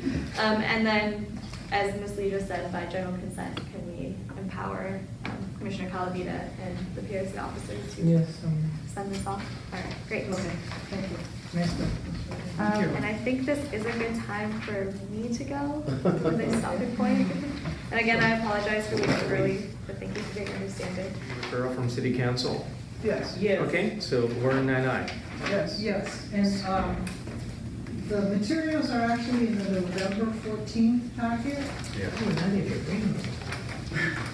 page We 37. have to bring all the previous ones. No, I don't have that one. It's the last packet now. So- What did it say that? You said November 14th? Yes. It's here from the 24th, I didn't bring the 14th. What, no, what page? So Page 37. 47? I don't have it, but it's, But it's fairly, so. it's, Well, Ms. Lee, maybe you can give us a little background on it, Okay. and because it's a little bit self-explanatory, but just. Why don't you take a picture of this? No, and then you can have it on your phone. Share. That's too technical. And this is the 14th. To take Look at 14th, I brought everything prepared. Quick turns but here. it's kind of I brought the 24th and the 10th. I did, that was my mistake I'm showing you. in not Okay. Well, indicating That's okay. what packet this was for. So, They apparently haven't addressed it. So, well, what I had in the past, I wrote a memo about, one thing I want to do was clarify the council members' referral. His referral was recommend that the council refer to the Police Review Commission to extend the time limit for PRC investigations and notification of discipline from the current limit to 1 calendar year. So, first of all, there's two things. One is investigations and the other is discipline.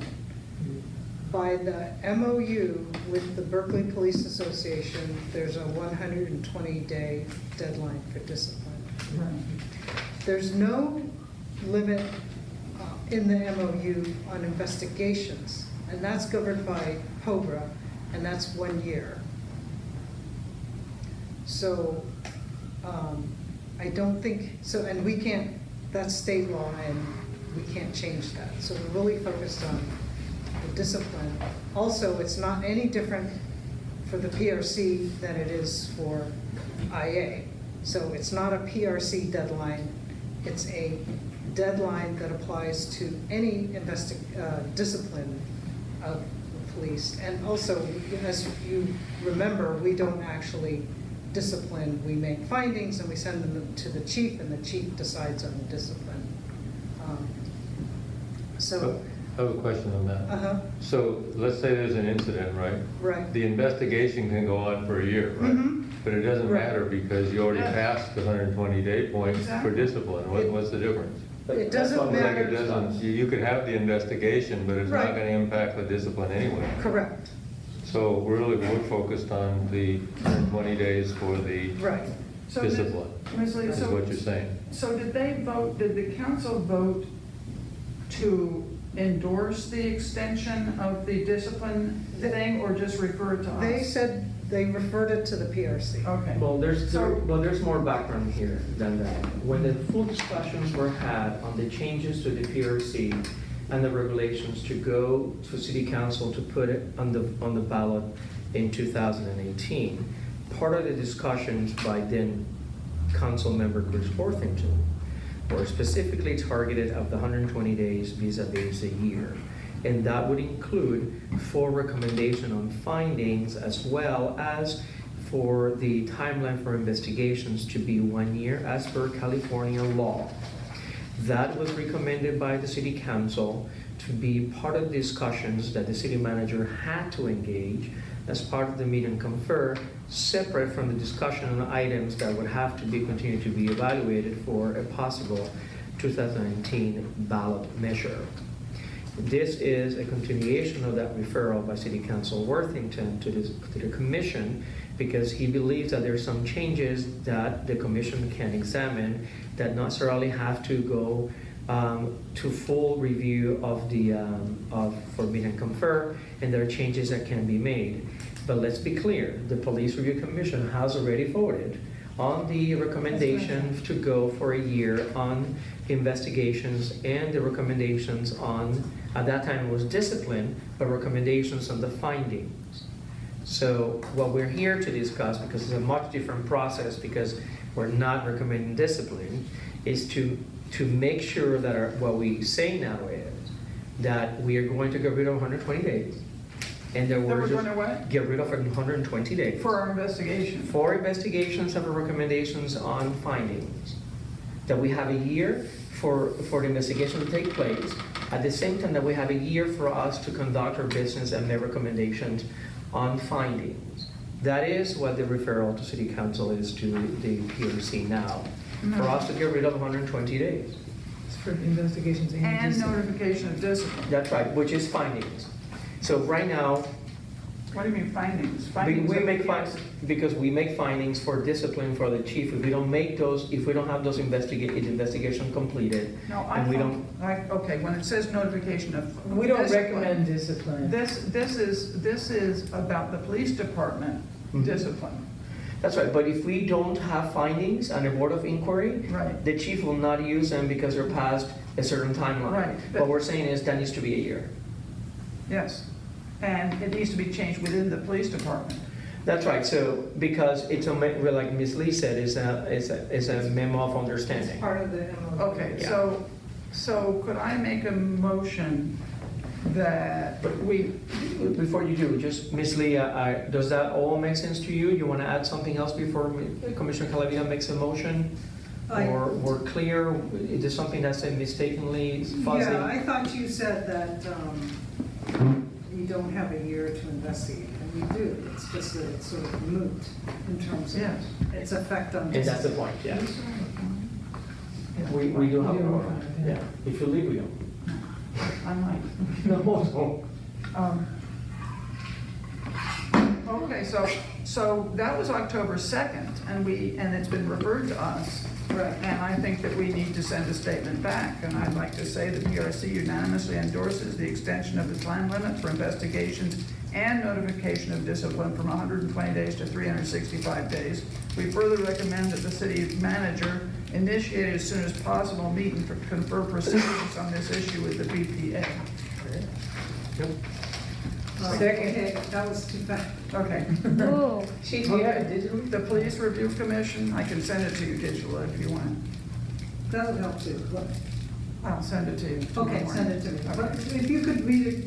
The Chelsea, PRC for everybody. unanimously endorses, assuming we do, the extension of the time limit for investigations and notification of discipline from 120 days to 365 days. We further recommend that the city manager initiate as soon as possible meet and confer proceedings on this issue with the Berkeley Police Association. Okay, I would take the word investigation out. Okay. There's not a 120-day time limit on investigation. No, I know, but since it had been referred to us like that. It's a wording on the referral, though. And the referral wording says that, so. So we have to reiterate the referral, whether it's redundant or not. I think we No, you should. don't. It's been referred to the PRC to do something with it. You could have rejected it outright. Have we I think defined? you're within your rights to just make the proposal in a way that makes sense. I mean, just because, you don't need to repeat the council Okay. member's mistake, with all due respect. Okay. Time limit for notification of discipline within the BPD from 120 days to 360 days. I would feel comfortable if we add to that as the 365 day limit, 365 day limit for the completion of investigation is already California law. I mean, I would feel comfortable if we add that as an explanation, Okay. saying that we want to extend this, but we're not talking about the other one because it's already part of Right, so California the law. time limit for notification of discipline from 120 days to 365 days, as is the time limit for investigations according to California. Well, isn't In that accordance what's- with it. Isn't that what's referenced here? Am I not understanding that? Isn't that what they're saying? Yes, but it's just that the referral mentions investigations and notification, like we have to agree.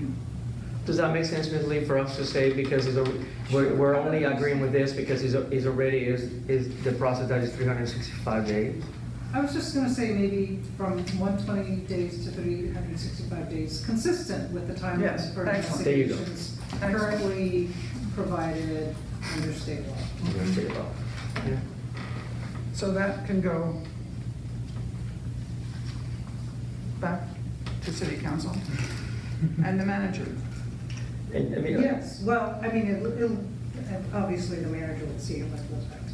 I mean, I'm a But in little fact, confused. Yeah, go the ahead. point is that we need to, it's really more directed to city manager Yeah. to start meet and confer. So, My understanding was the city manager was already going to confirm on this. Right. there's been no indication of it. But I was understanding that the city council, former city council member Chris Worthington, on the record, directed with the mayor and the city manager to engage in this conversation already. I don't remember. So it doesn't matter, I mean. Okay, I well, mean, if it's they're already it's doing it, another, that's fine. it's another knock on the door, right? Yeah. The referral came from the council, right? Yes. So it should go back, or To a the response council. to go back to the Okay, council. that's it. Right. Because when they were discussing it was based on recommendations of discipline. I think that they felt they had to come back to do it. I can certainly ask Councilwoman Harrison a little more details on that. I asked her and she said she didn't know. There we go. Nobody's heard anything about it, so I assume it's not happening. Understood. Yeah. Are you clear on the wording of the motion? Yes. Was there a second? Yes, Pritchett, Okay. Commissioner Pritchett seconded. Did we vote? No, you haven't voted. Not yet. No, is there any, yes, sir? Yeah. I'd tell you the truth, I think we're being short-sighted here. Because, you know, we went through the process last year to try to get the system revamped. And we probably missed putting it on the ballot by one vote. The council has changed over to a degree. And the city attorney said last time that, you know, we were asking for more involvement in the disciplinary actions, more access to records, other things which would take a ballot measure. But there were certain things that we had asked for that wouldn't take a ballot measure. This is one of them. That's right. And there were other things, I'll enumerate in a moment, but the bottom line is, it seems like to me, if we're going to go back and, you know, I think Councilmember Worthington latched onto this item because it was one of the ones that the city attorney opined did not have to have a ballot measure, it just had to have meet and confer. Right. Well, guess what? There were 3 or 4 more of those issues that were just meet and confer. One of which was substituting preponderance of evidence for clear and convincing. There were some other things that we had proposed in the measure that would be meet and confer.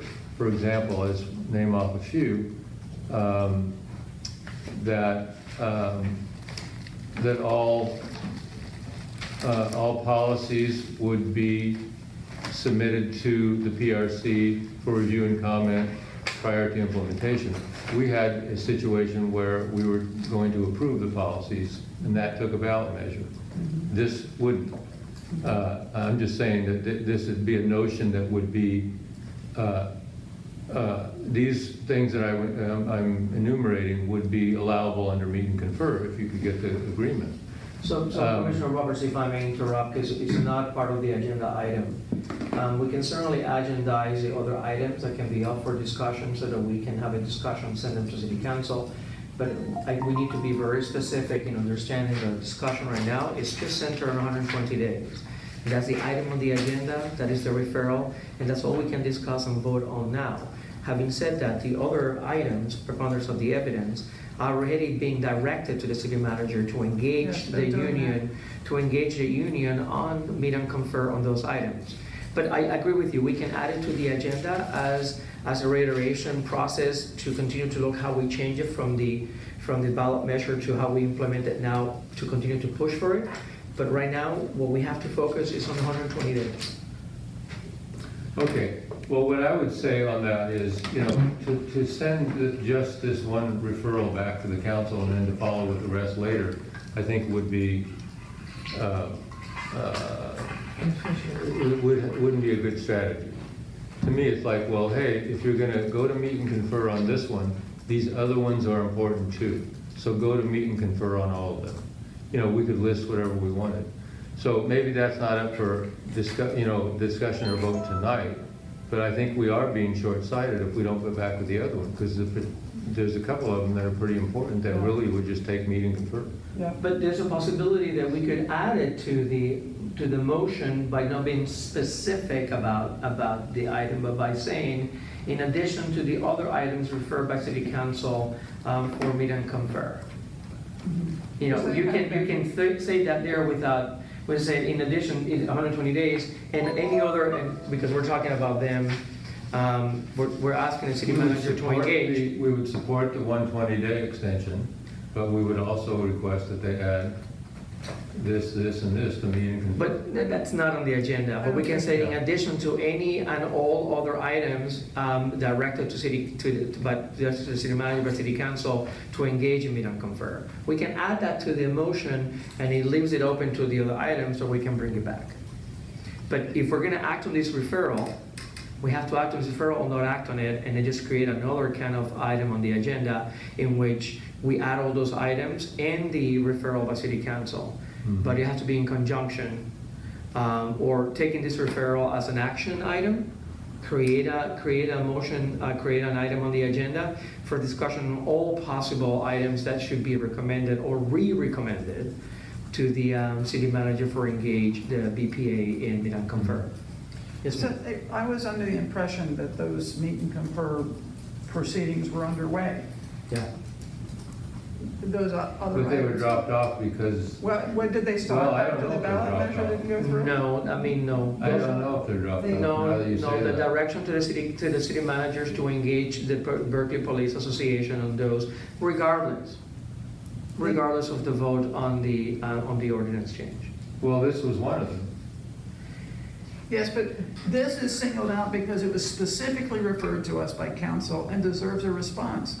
I mean, the fact is that we support those other ones too, and we'll probably take that up at another meeting. But since it's now been 3 months almost since this was referred to us, I think we need to respond. I think the difference was that when City Council directed the city manager to engage the Berkeley Police Association was on 365 days on recommendation of discipline. Not on the investigation, well, the investigation was already 365, but on the finding. So we're defining, the proposal to City Council for the ballot measure was on recommendation of discipline. And the City Council said, as we continue to have the discussions on the possibility of putting it on the ballot, we want you to engage the BPA on meet and confer on 365 on stuff, because it has changed now. It is not tied to the ballot measure. Yeah, They want to go back and say, let's fix this one. yeah, okay. But still engaging One the proposal question, for the Is there a meet and confer process going on now? I don't know if it's going on now. It did go. Because, I mean, those things get lost in It did. They don't do this 365 days a year, you It know? kept going even after the deadline to put the ballot measure on in Yeah. November. Okay.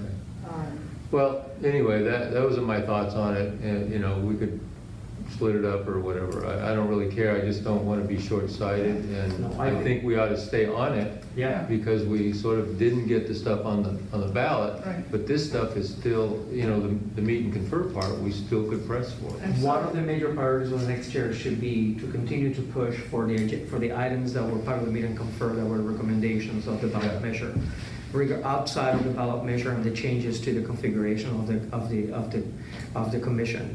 Those items, which are 4 of them, to be exact, should be continuing, we should continue to push this next year for them to be continued to be done. Right, in the meet and confer. right, it should. I thought it was 3. Um, Anyway, the access to ballot it. measure thing isn't dead either. I think we should continue to push for that. Yeah. Access to, Access to documents, preponderance of evidence, and this one. 3. We've lost Gwen. But the point still continues, I mean, we have this motion on the floor, we can vote for Gwen, but we have this motion on the floor to send back to City Council, but the wording that Commissioner Calavino and Commissioner Pritchett have put together to say to City Council, that we are in agreement with this change, and we want to make sure that this process continues, and we're agreeing with City Council on the referral for us to push for it, to continue to push for it. I know you it's see- parsing it out. But you see this going back by itself, then? I think that,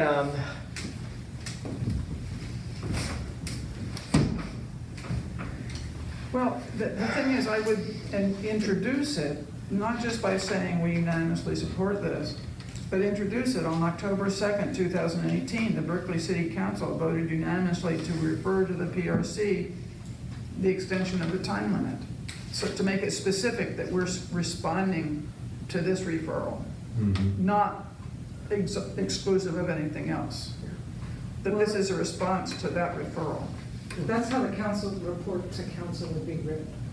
It would say in the title, referral response. Yeah, good, okay. that's her magic behind the curtain. Can we vote on this? If there's no further questions on this, Ms. Lee, are you comfortable with the language, ma'am? Yes, Yes. Just- as long as the commissioner sends it to me. I have most of it. Oh, you want me to send it to you? Yeah, I actually didn't. Oh, okay, Or read it one more time. okay. And the top of it will say, response to referral. Is that right? So we don't need to do that. No. The PRC unanimously endorses the extension of the time limit for investigations and notification of discipline. For notification of discipline from 120 days to 365 days, consistent with, and you had the language for the rest of that sentence. Consistent with the time limit for investigations currently provided under state law. Yeah. We further recommend that the city manager initiate as soon as possible meet and confer proceedings on this issue with the Berkeley Police Association. I hear you, Terry. I hear you. I don't understand why we wouldn't want to glue on 2 or 3 things to that motion. And say, you know, you've got, how many new council Because then members it's you no got? longer a response to their referral. It'll be And longer? then next meeting, we'll agendize those other things and send another letter and say, we want to know what's happening on meet and confer with these 2 items. It's just my. I don't understand actually why, if we're making a motion on this item, if there are related items, that we can't respond to the related item. You're saying because they weren't agenda Because items? the agenda item doesn't say that any other items particular to Yeah, the okay, confer I got process for the that. Berkeley Okay, yeah, Association. yeah. I mean, listen, I am a firm believer that next year, every single week, we send a letter to the city council, to the Exactly. manager, and say, every year, what's going on, What's going on with meet and confer? Until they get 368 letters, and then we can go to city council and go, listen, Yeah.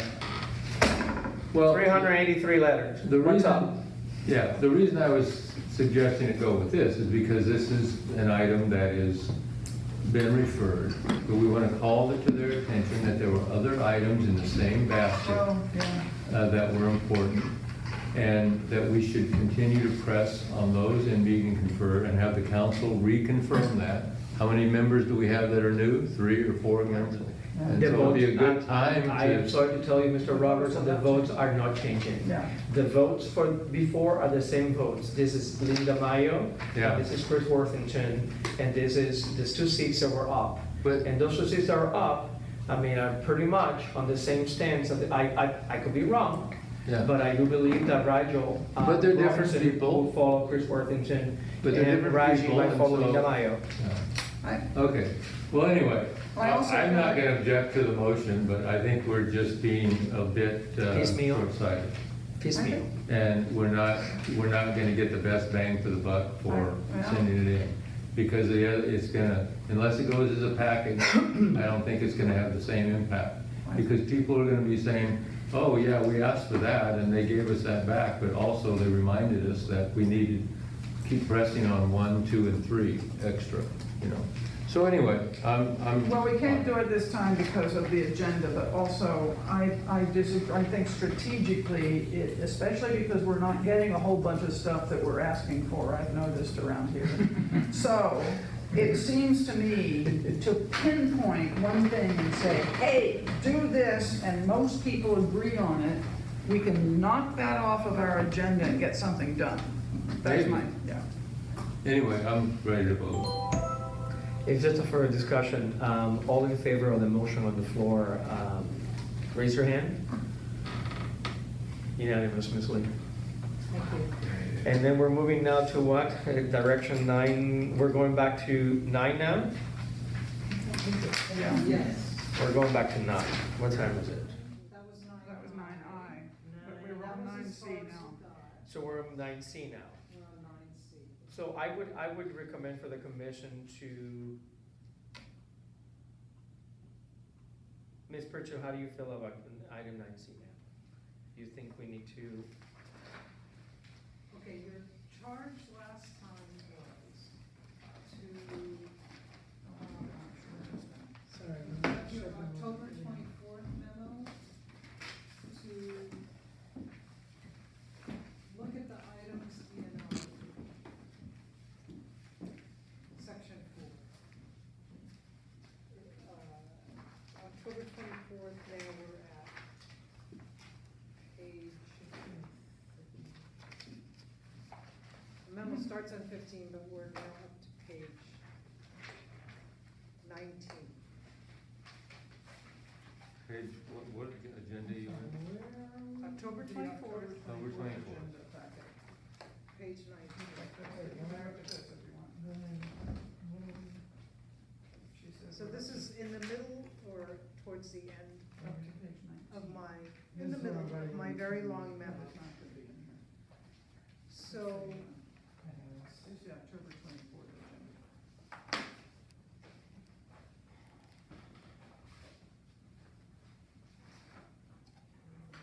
Mhm. what you had already gone through were the issues that had already been raised, and we were looking at how those came out in the final version.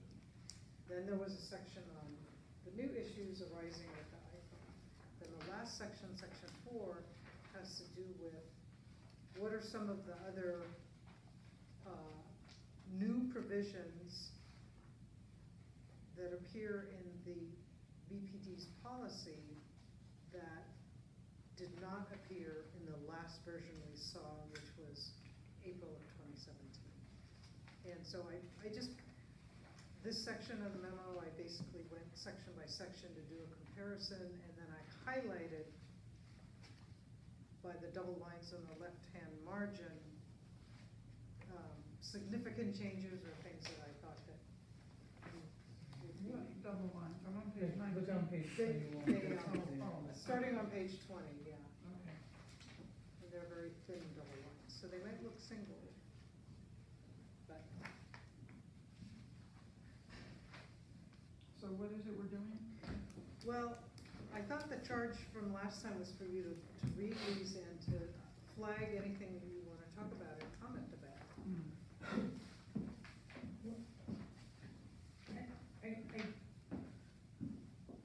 I feel like we're about to get a presentation, and so I feel like, it might make sense to postpone this conversation until we have the benefit of the demonstration and the information that the chief suggested he might provide to us. So I, Oh, so, that's right, they're gonna come in with a policy. so I would propose that we postpone both C and D. Mexico as well? Yeah, because the two other commissioners are not here. Oh, right. Um, You're postponing. C and three, Nine The C, subcommittee's nine not here. D. the subcommittee. Yes, okay, thank you. The two gentlemen are not here. Yeah, that's so- fine. So we can postpone C and D and then move straight to E. Okay, is there, Is that okay with everyone? Yes. okay. Good.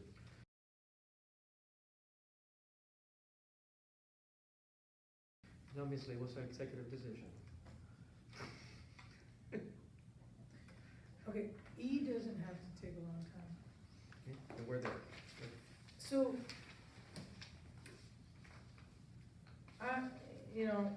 I have a lot of, what can I say? The after action report that we received regarding August 5th had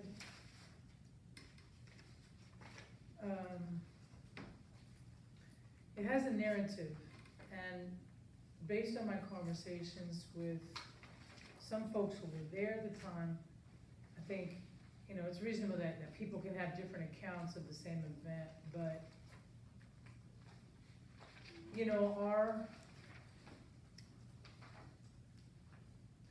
okay, let me put it like this. The wisdom of confiscating the sound truck to a protest. Now, is that considered an act of escalation or de-escalation? I have a concern that it is true that, again, going back to the experience of the Black Lives Matter investigation that the Police Review Commission did about how those events transpired. If you remember, on December 6th into the 7th, there was quite a big protest and quite a heavy police response to those protests, which was so intense that on December 8th, there was a whole nother protest that was called to protest the police response of the previous night. And on December 8th, 2014, it was a very destructive, there was a lot of property damage on that night, and there was a very minimal police response relative to it. What I'm trying to say is that the ways that, and then the distinction was made between crowd control and crowd management. And so the PRC began to use those terms to describe those times when police officers attempt to break up a crowd, or when they try to keep it safe and manage the situation. I have a concern based on Sergeant Formby's presentation, which was called Tactical De-Escalation. A lot of times the phrase de-escalation gets used around here, and it doesn't look anything like what I know as de-escalation coming from a social service and education background. There is this de-escalation of an individual, and I was concerned that de-escalation, that we sat through that presentation that was about tactical de-escalation, which my takeaway was basically, if you shoot them with something that's not a lethal, that's not live ammunition, that's considered a de-escalation technique. That's very different than what I understand de-escalation to be how you calm somebody who's panicky, how you use body language and psychological tactics to make somebody feel safe and calm so that they don't feel the need to be defensive or violent. That's individual management. But there's also about how do you de-escalate a crowd? And I'm not clear about how BPD is trained in that. I don't understand what the de-escalation of a crowd, like, you know, when we examined the June 20th crowd control situation that kind of spun out of control and people got hurt.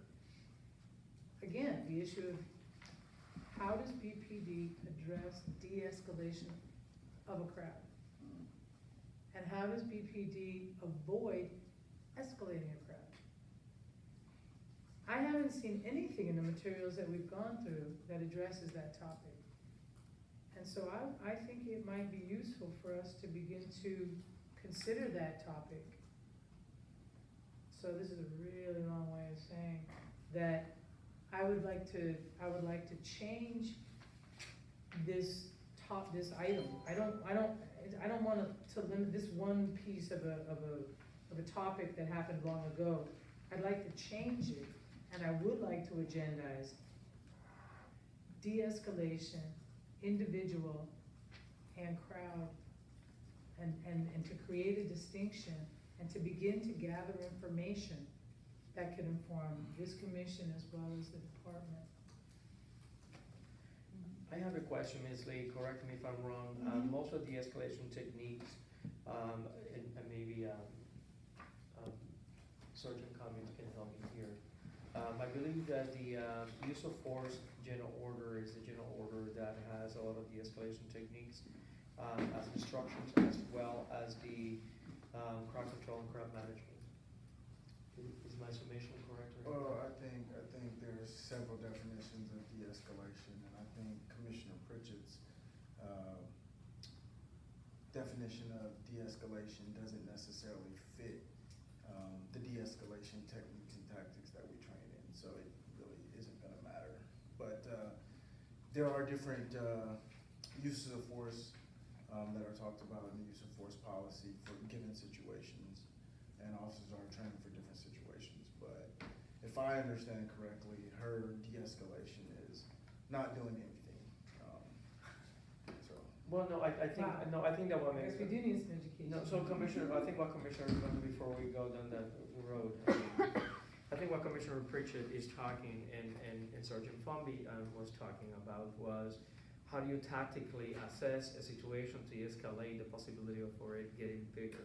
And we're talking about time and distance, we're talking about calling a backup, we're talking about verbal judo. So there's different ways that we can define the escalation. So what I'm trying to get at, maybe not the right way, is that maybe we need to look at how specifically the general order use of force is talking about the escalation process, the escalation techniques and steps, knowing that we're supposed to get a new one coming up that we've been waiting up for almost 2 years. And that maybe what? for a new use of force policy. Oh. Whether it's on use of force or whether it's in crowd management and crowd control, Commissioner Pritchett. And that maybe is how it should be agendized.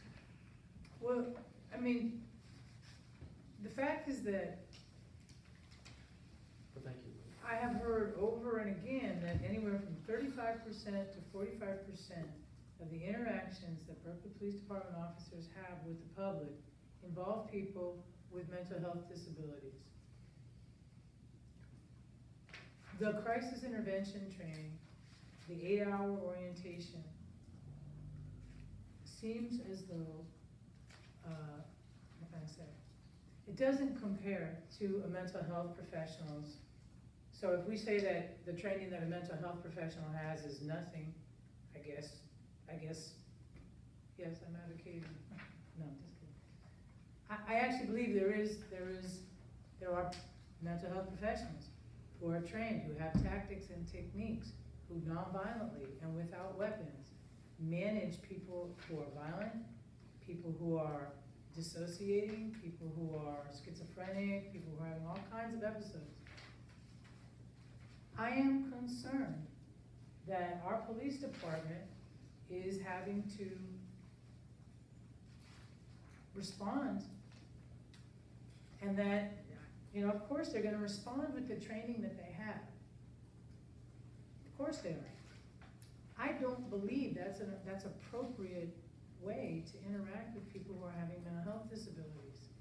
I think that we need a different approach in this city.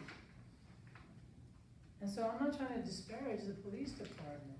I'm trying to say that I wouldn't ask a plumber to, you know, fix my car. You know, that they're different professions, they have different names, different training, different degrees. You know, so why do, so I think we need to look at de-escalation and look at the response to mental health incidents as one thing, and look at crowd control and de-escalation as another. But I don't like how they've been conflated. And that we say, oh, we're getting de-escalation training. It's a totally different animal. Question. I wasn't able to be at Sergeant Holly's presentation, but did it take care of the de-escalation of crowds? No, It did. didn't mention it. It was strictly about individuals. It was about It individuals. was about individuals who were potentially violent. Mhm. And, Oh, I see. and so you showed video, actually, So it you might didn't want to take a into- look at it, Ms. Didn't Lee. take into account the mental health issues that are out there. We have It the didn't presentation. differentiate between different types of mental health disorders. Because I'm just trying to kind of distill it down to what What I'm saying is that, what we could ask them for that would be helpful to explain the situation.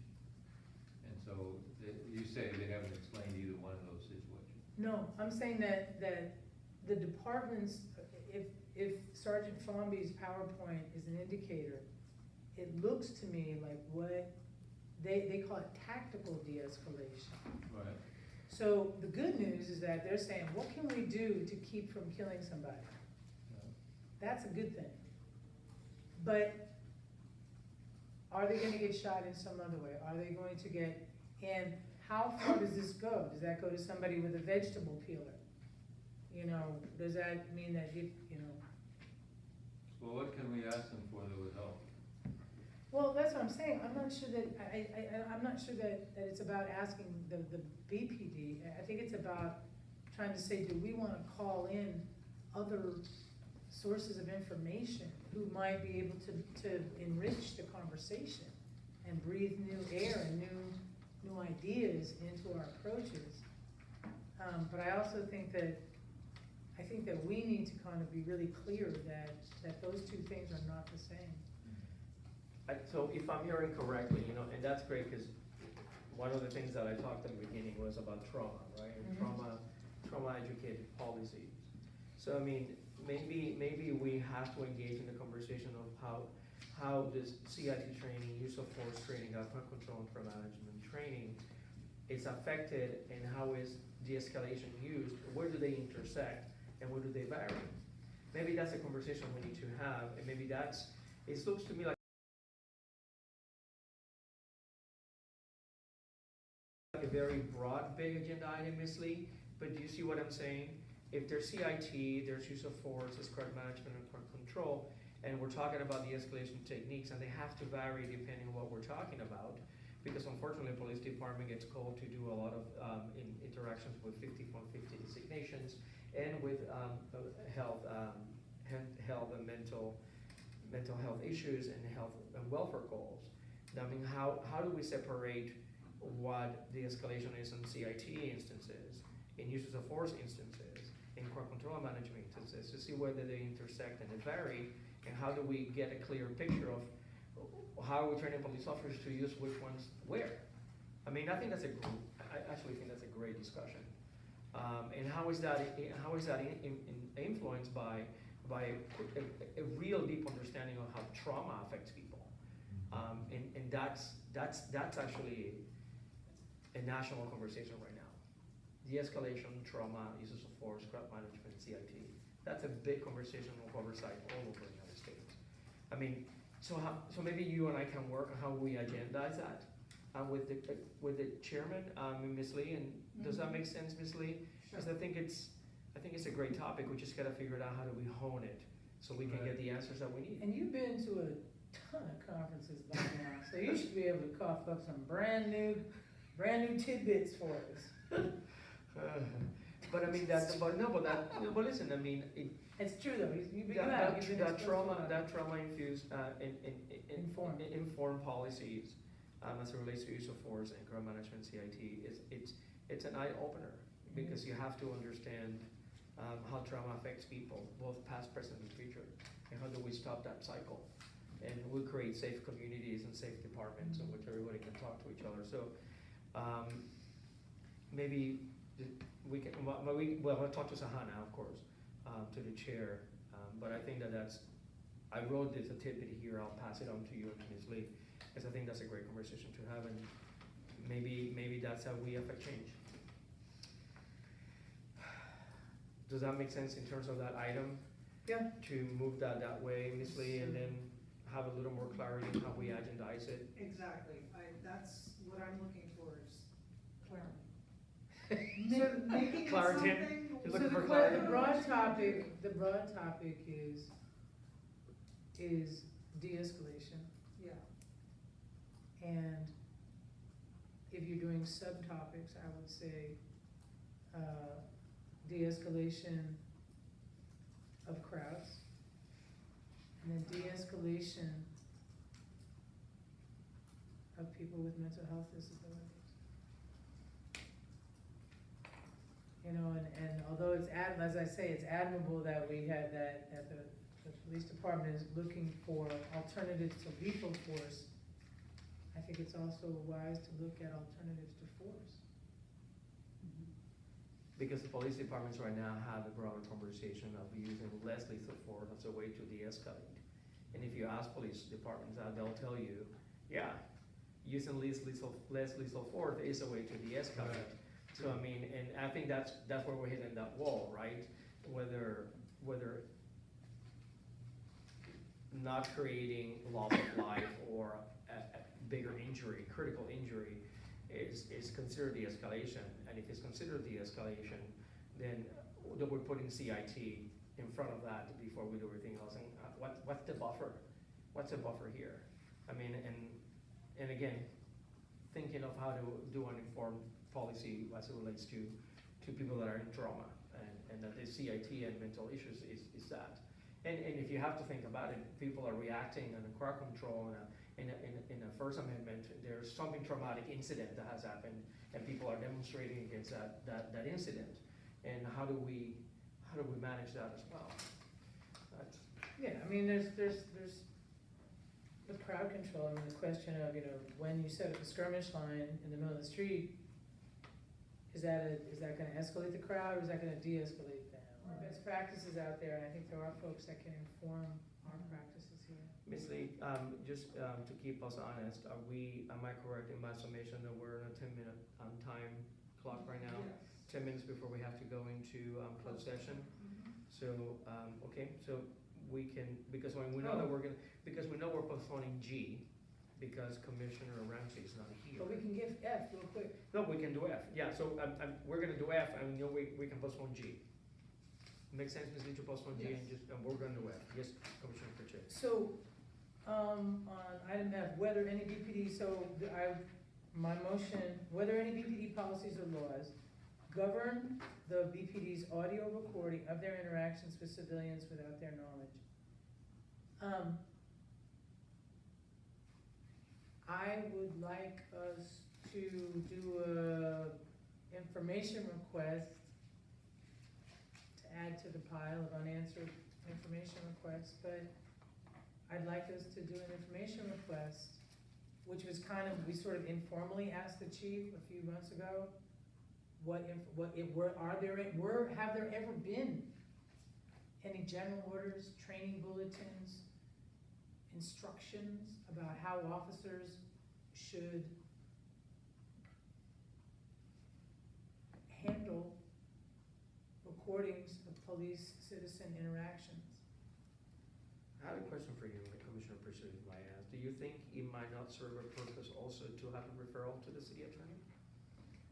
To come back to us and tell us what the city attorney's opinion is on? I think that's great. what the policy is. I mean, I have, What the law is and how that law can Because govern policy. this question was asked to the chief another time, and he said very clearly and definitively it's legal. that they can do it whenever they want, Yeah. and there's no restrictions. Yeah. Well, here's what my kind of, it's not super in-depth, but my kind of survey was that yes, it is legal, and there are certainly dangers of the misuse of that information, and that's why some departments have chosen to have policies around it. And so I'm curious about, were any of those recordings retained? Were they required, did the chief give them any instruction about how to handle those? Was there a process for turning those recordings, those surreptitious recordings into evidence? I mean, it's just kind of, to be honest, I find it really alarming to be told now in 2018 that for decades, BPD has allowed itself to secretly record citizen interactions and yet had not a single written anything that we've been able to look at. How do we satisfy our function of oversight when we have no information? Going forward, it's gonna be a moot point, right? Because everything is gonna be filmed and recorded. I mean, that's, I don't know. and that there's no policy or restriction about it because they assume that the body camera is obvious. I remember that conversation. And I had Well, yeah. not everyone wears a body camera. The plainclothesmen don't wear a body camera. Do they record? I don't know. Oh, you mean, That's the point. you mean, We have no knowledge of You mean any of it. investigators or wearing a Investigators or suit? whoever, they talk to people and so forth. I mean, there's, presumably an officer is gonna have a body camera and is gonna see, you can see it. But past that, you That's right. don't So see if it. somebody's in plain clothes, Yeah. Why don't we ask the sergeant, he would know, right?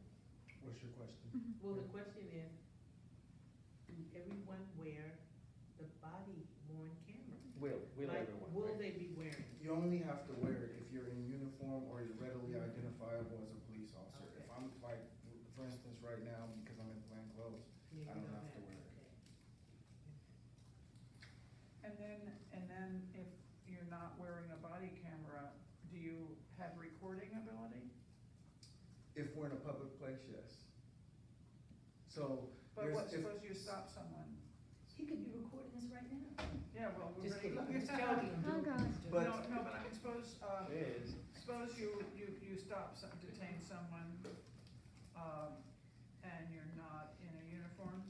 theoretically, I'm not gonna detain anyone when I'm not in uniform. Uh-huh. So we try to avoid what we would call either use, seize, or vice, attempting to stop someone. So if we're gonna detain someone, we're gonna do it as readily identifiable police officers, not necessarily in clothes like this.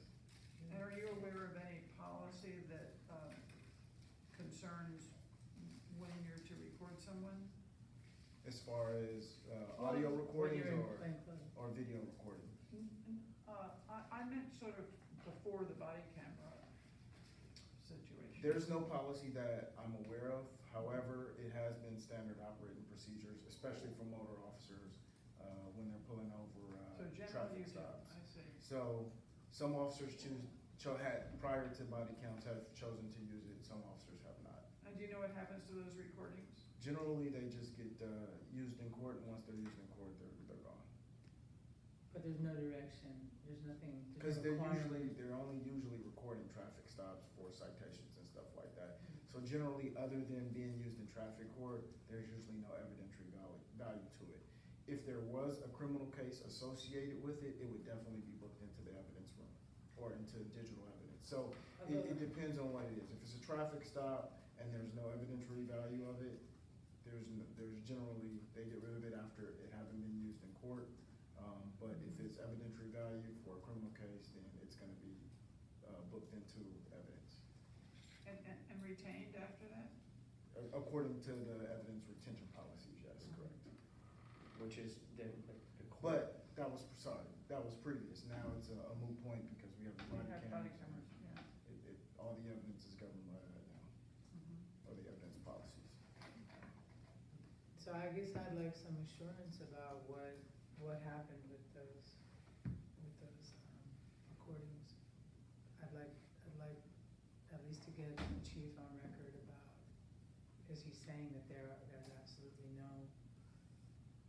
that none of those recordings continue to exist. Because I've been in numerous political protests where individual officers are recording with their iPhones or work. That's not an uncommon sight. And maybe that's a discussion for the surveillance, and new surveillance, order, right? That's a meeting confirmed. I guess, yeah, I mean, is that information stored somewhere? Is that information retained? I mean, it's, What's the storage review and retention policy on any and all recordings yeah. that are made in excess of the body worn camera? I think the chief, so my question is, I think the chief has said that any and all digital recordings are not made by the iPhone fall into the category of the rules of digital recording retention and storage. It's just that we never had this, I never had this conversation about, and I'm probably gonna fudge the pronunciation, surreptitious recordings, which are allowed under California law if it's on the performance of police officer under duties. So, I mean, but the question is not whether they're allowed or not, because no California law is specific. Our question or concern is based on what's the retention, what's the review, and how is that shared if it's shared. And we're looking to have a broader conversation with the chief about assurances that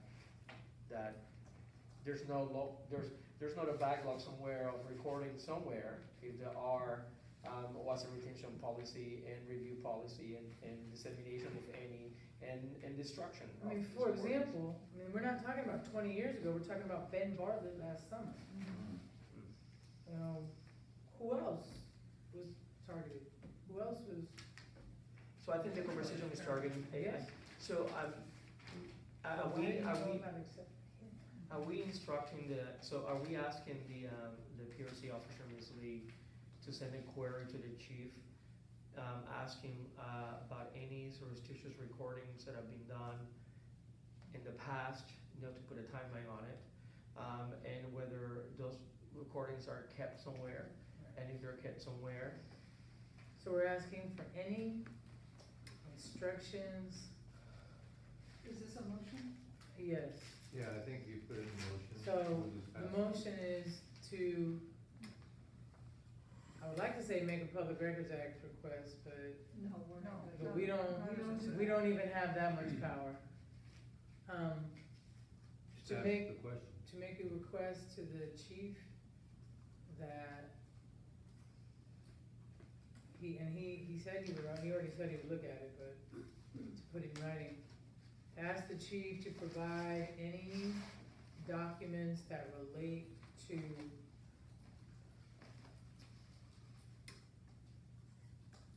Training, instructions, or process go ahead. related to any and all surreptitious recordings. I think you have to say surreptitious, it's just recordings. But the law is specific, Yeah. and they calling it surreptitious recordings, because they're without your knowledge. But you're right, surreptitious or otherwise, right?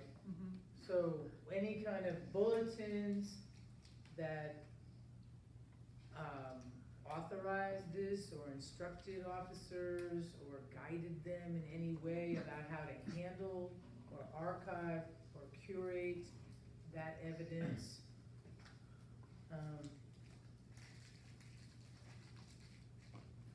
What was this, is there any documentation of this, or is it all secret?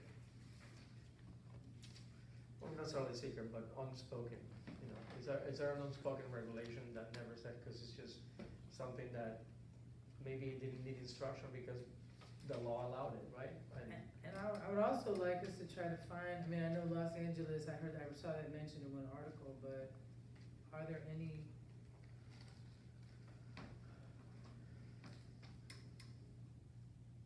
Yeah, that's it. Is there a second on that motion? One second. What are- The motion is a request for information. Ms. Lee, are you clear on this motion? You would like to, would you, No, I'm clear. could you repeat it? Can you help us? So we are clear? You're clear, that means So we are we're clear. That's good. Sorry, Ms. Lee, so we are, no, we're not testing you, so we are clear. Request that the chief provide any documents, so I'm gonna reword it a little because. Yes, clean it up. Requesting that the chief provide any documents such as bulletins or instructions, or guides, regarding how, recordings surreptitious or otherwise, are to be handled, archived. I'm not sure if I like the word curated, but that's what you said. I don't know what that means in the Curate context. a collection, that, meaning that you would gather them together. And that you might throw away the useless ones and you might keep the valuable ones. How about, may I suggest retention? Archive. Well, we said archive, or policy around retention. Sure.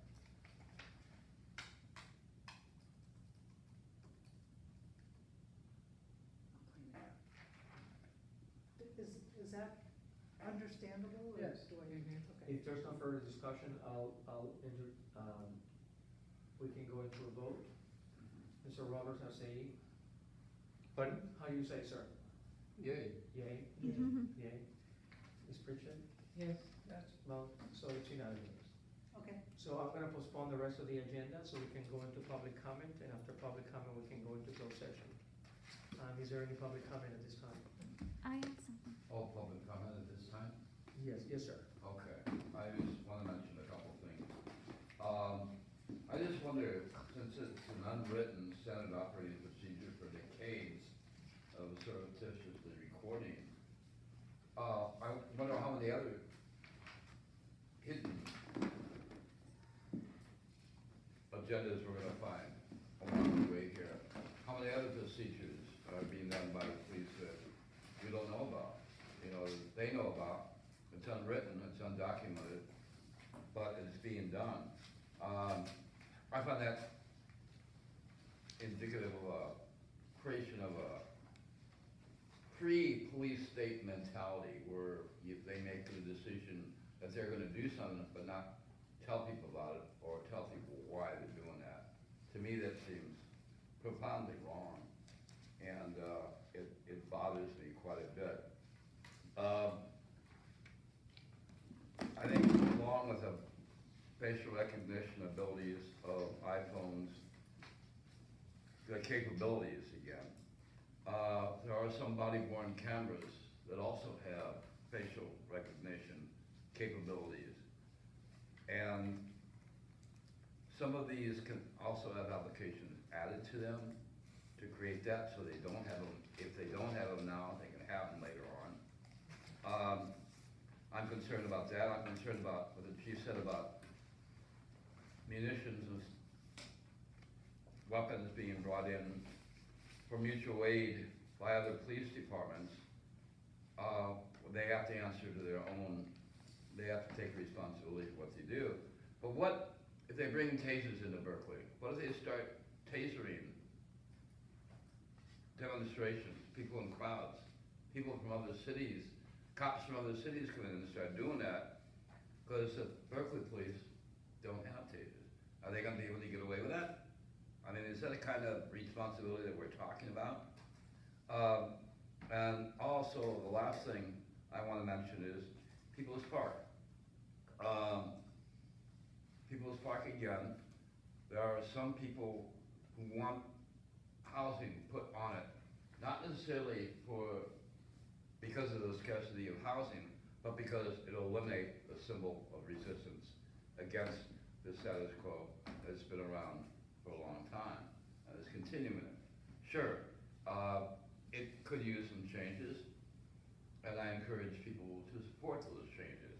But I also want to put people on alert to the real possibility that there will be all kinds of resistance to building on the park. All kinds, from the most pacifist onwards. And I would suggest that the creation of an ability for the community to say, don't build on people's park, is gonna eliminate a lot of problems that come up and around in the Berkeley Review Commission. So I would encourage people to encourage the council, to encourage the university, to encourage the regents to forgo building on people's park, because it's gonna be a whole lot of trouble for a whole lot of people for a whole long time. So work on supporting the park and not destroying the park, that's all. I have something too. I don't know how to get on camera when it's like that, but I'll bend down. My name is Christine Schwartz. I'm a community member. As you know, I do videotaping for PRC in many meetings. I just wanted to, like I informed the PRC long ago, to memorialize peace officers who have passed away, and recently I believe that we lost somebody. I don't know his name or whatnot, but it was an officer who was retired. I don't know if he was a sergeant or whatnot. I don't know if you know. Yeah, it was my second phase FTO. Do you know his name? Felton Frost. Don Frost. So I would like to end this meeting and memorialize his life and his passing, and some concern and care for his family and community members. In addition, I wanted to mention that I did attend the Info Day on that one Saturday, and I got to see a group of possible officers, well, they're not officers, people wanting to be officers, and the physical, excuse me, 1 minute? 1 minute. And to see what it's like for the physical agility aspect. And I got to jump a fence myself. I could not go over it's a 6-foot wall. So, but in that day, or that time frame, I just realized how difficult of a process that people must go through to become an officer, physically and written. They talk about written, oral exam. 15 seconds. Jeez. Anyways, and the last thing I wanted to mention was that I think we need to also take into consideration the different stresses that police officers go through in their day-to-day job, and that if we can support them with needs like counseling, etc., if there's funding for that, I don't know. I would like this group to consider and be more advocating towards police officers in our community of police officers. There is Thank you. one last thing. We have to go into closed Okay, session. thank you. Thank you. Okay, thank you. So if there's no public comment, we'll go into closed session. Thank you, Christine. Thank you. Thank you. If I can make sure this is off now.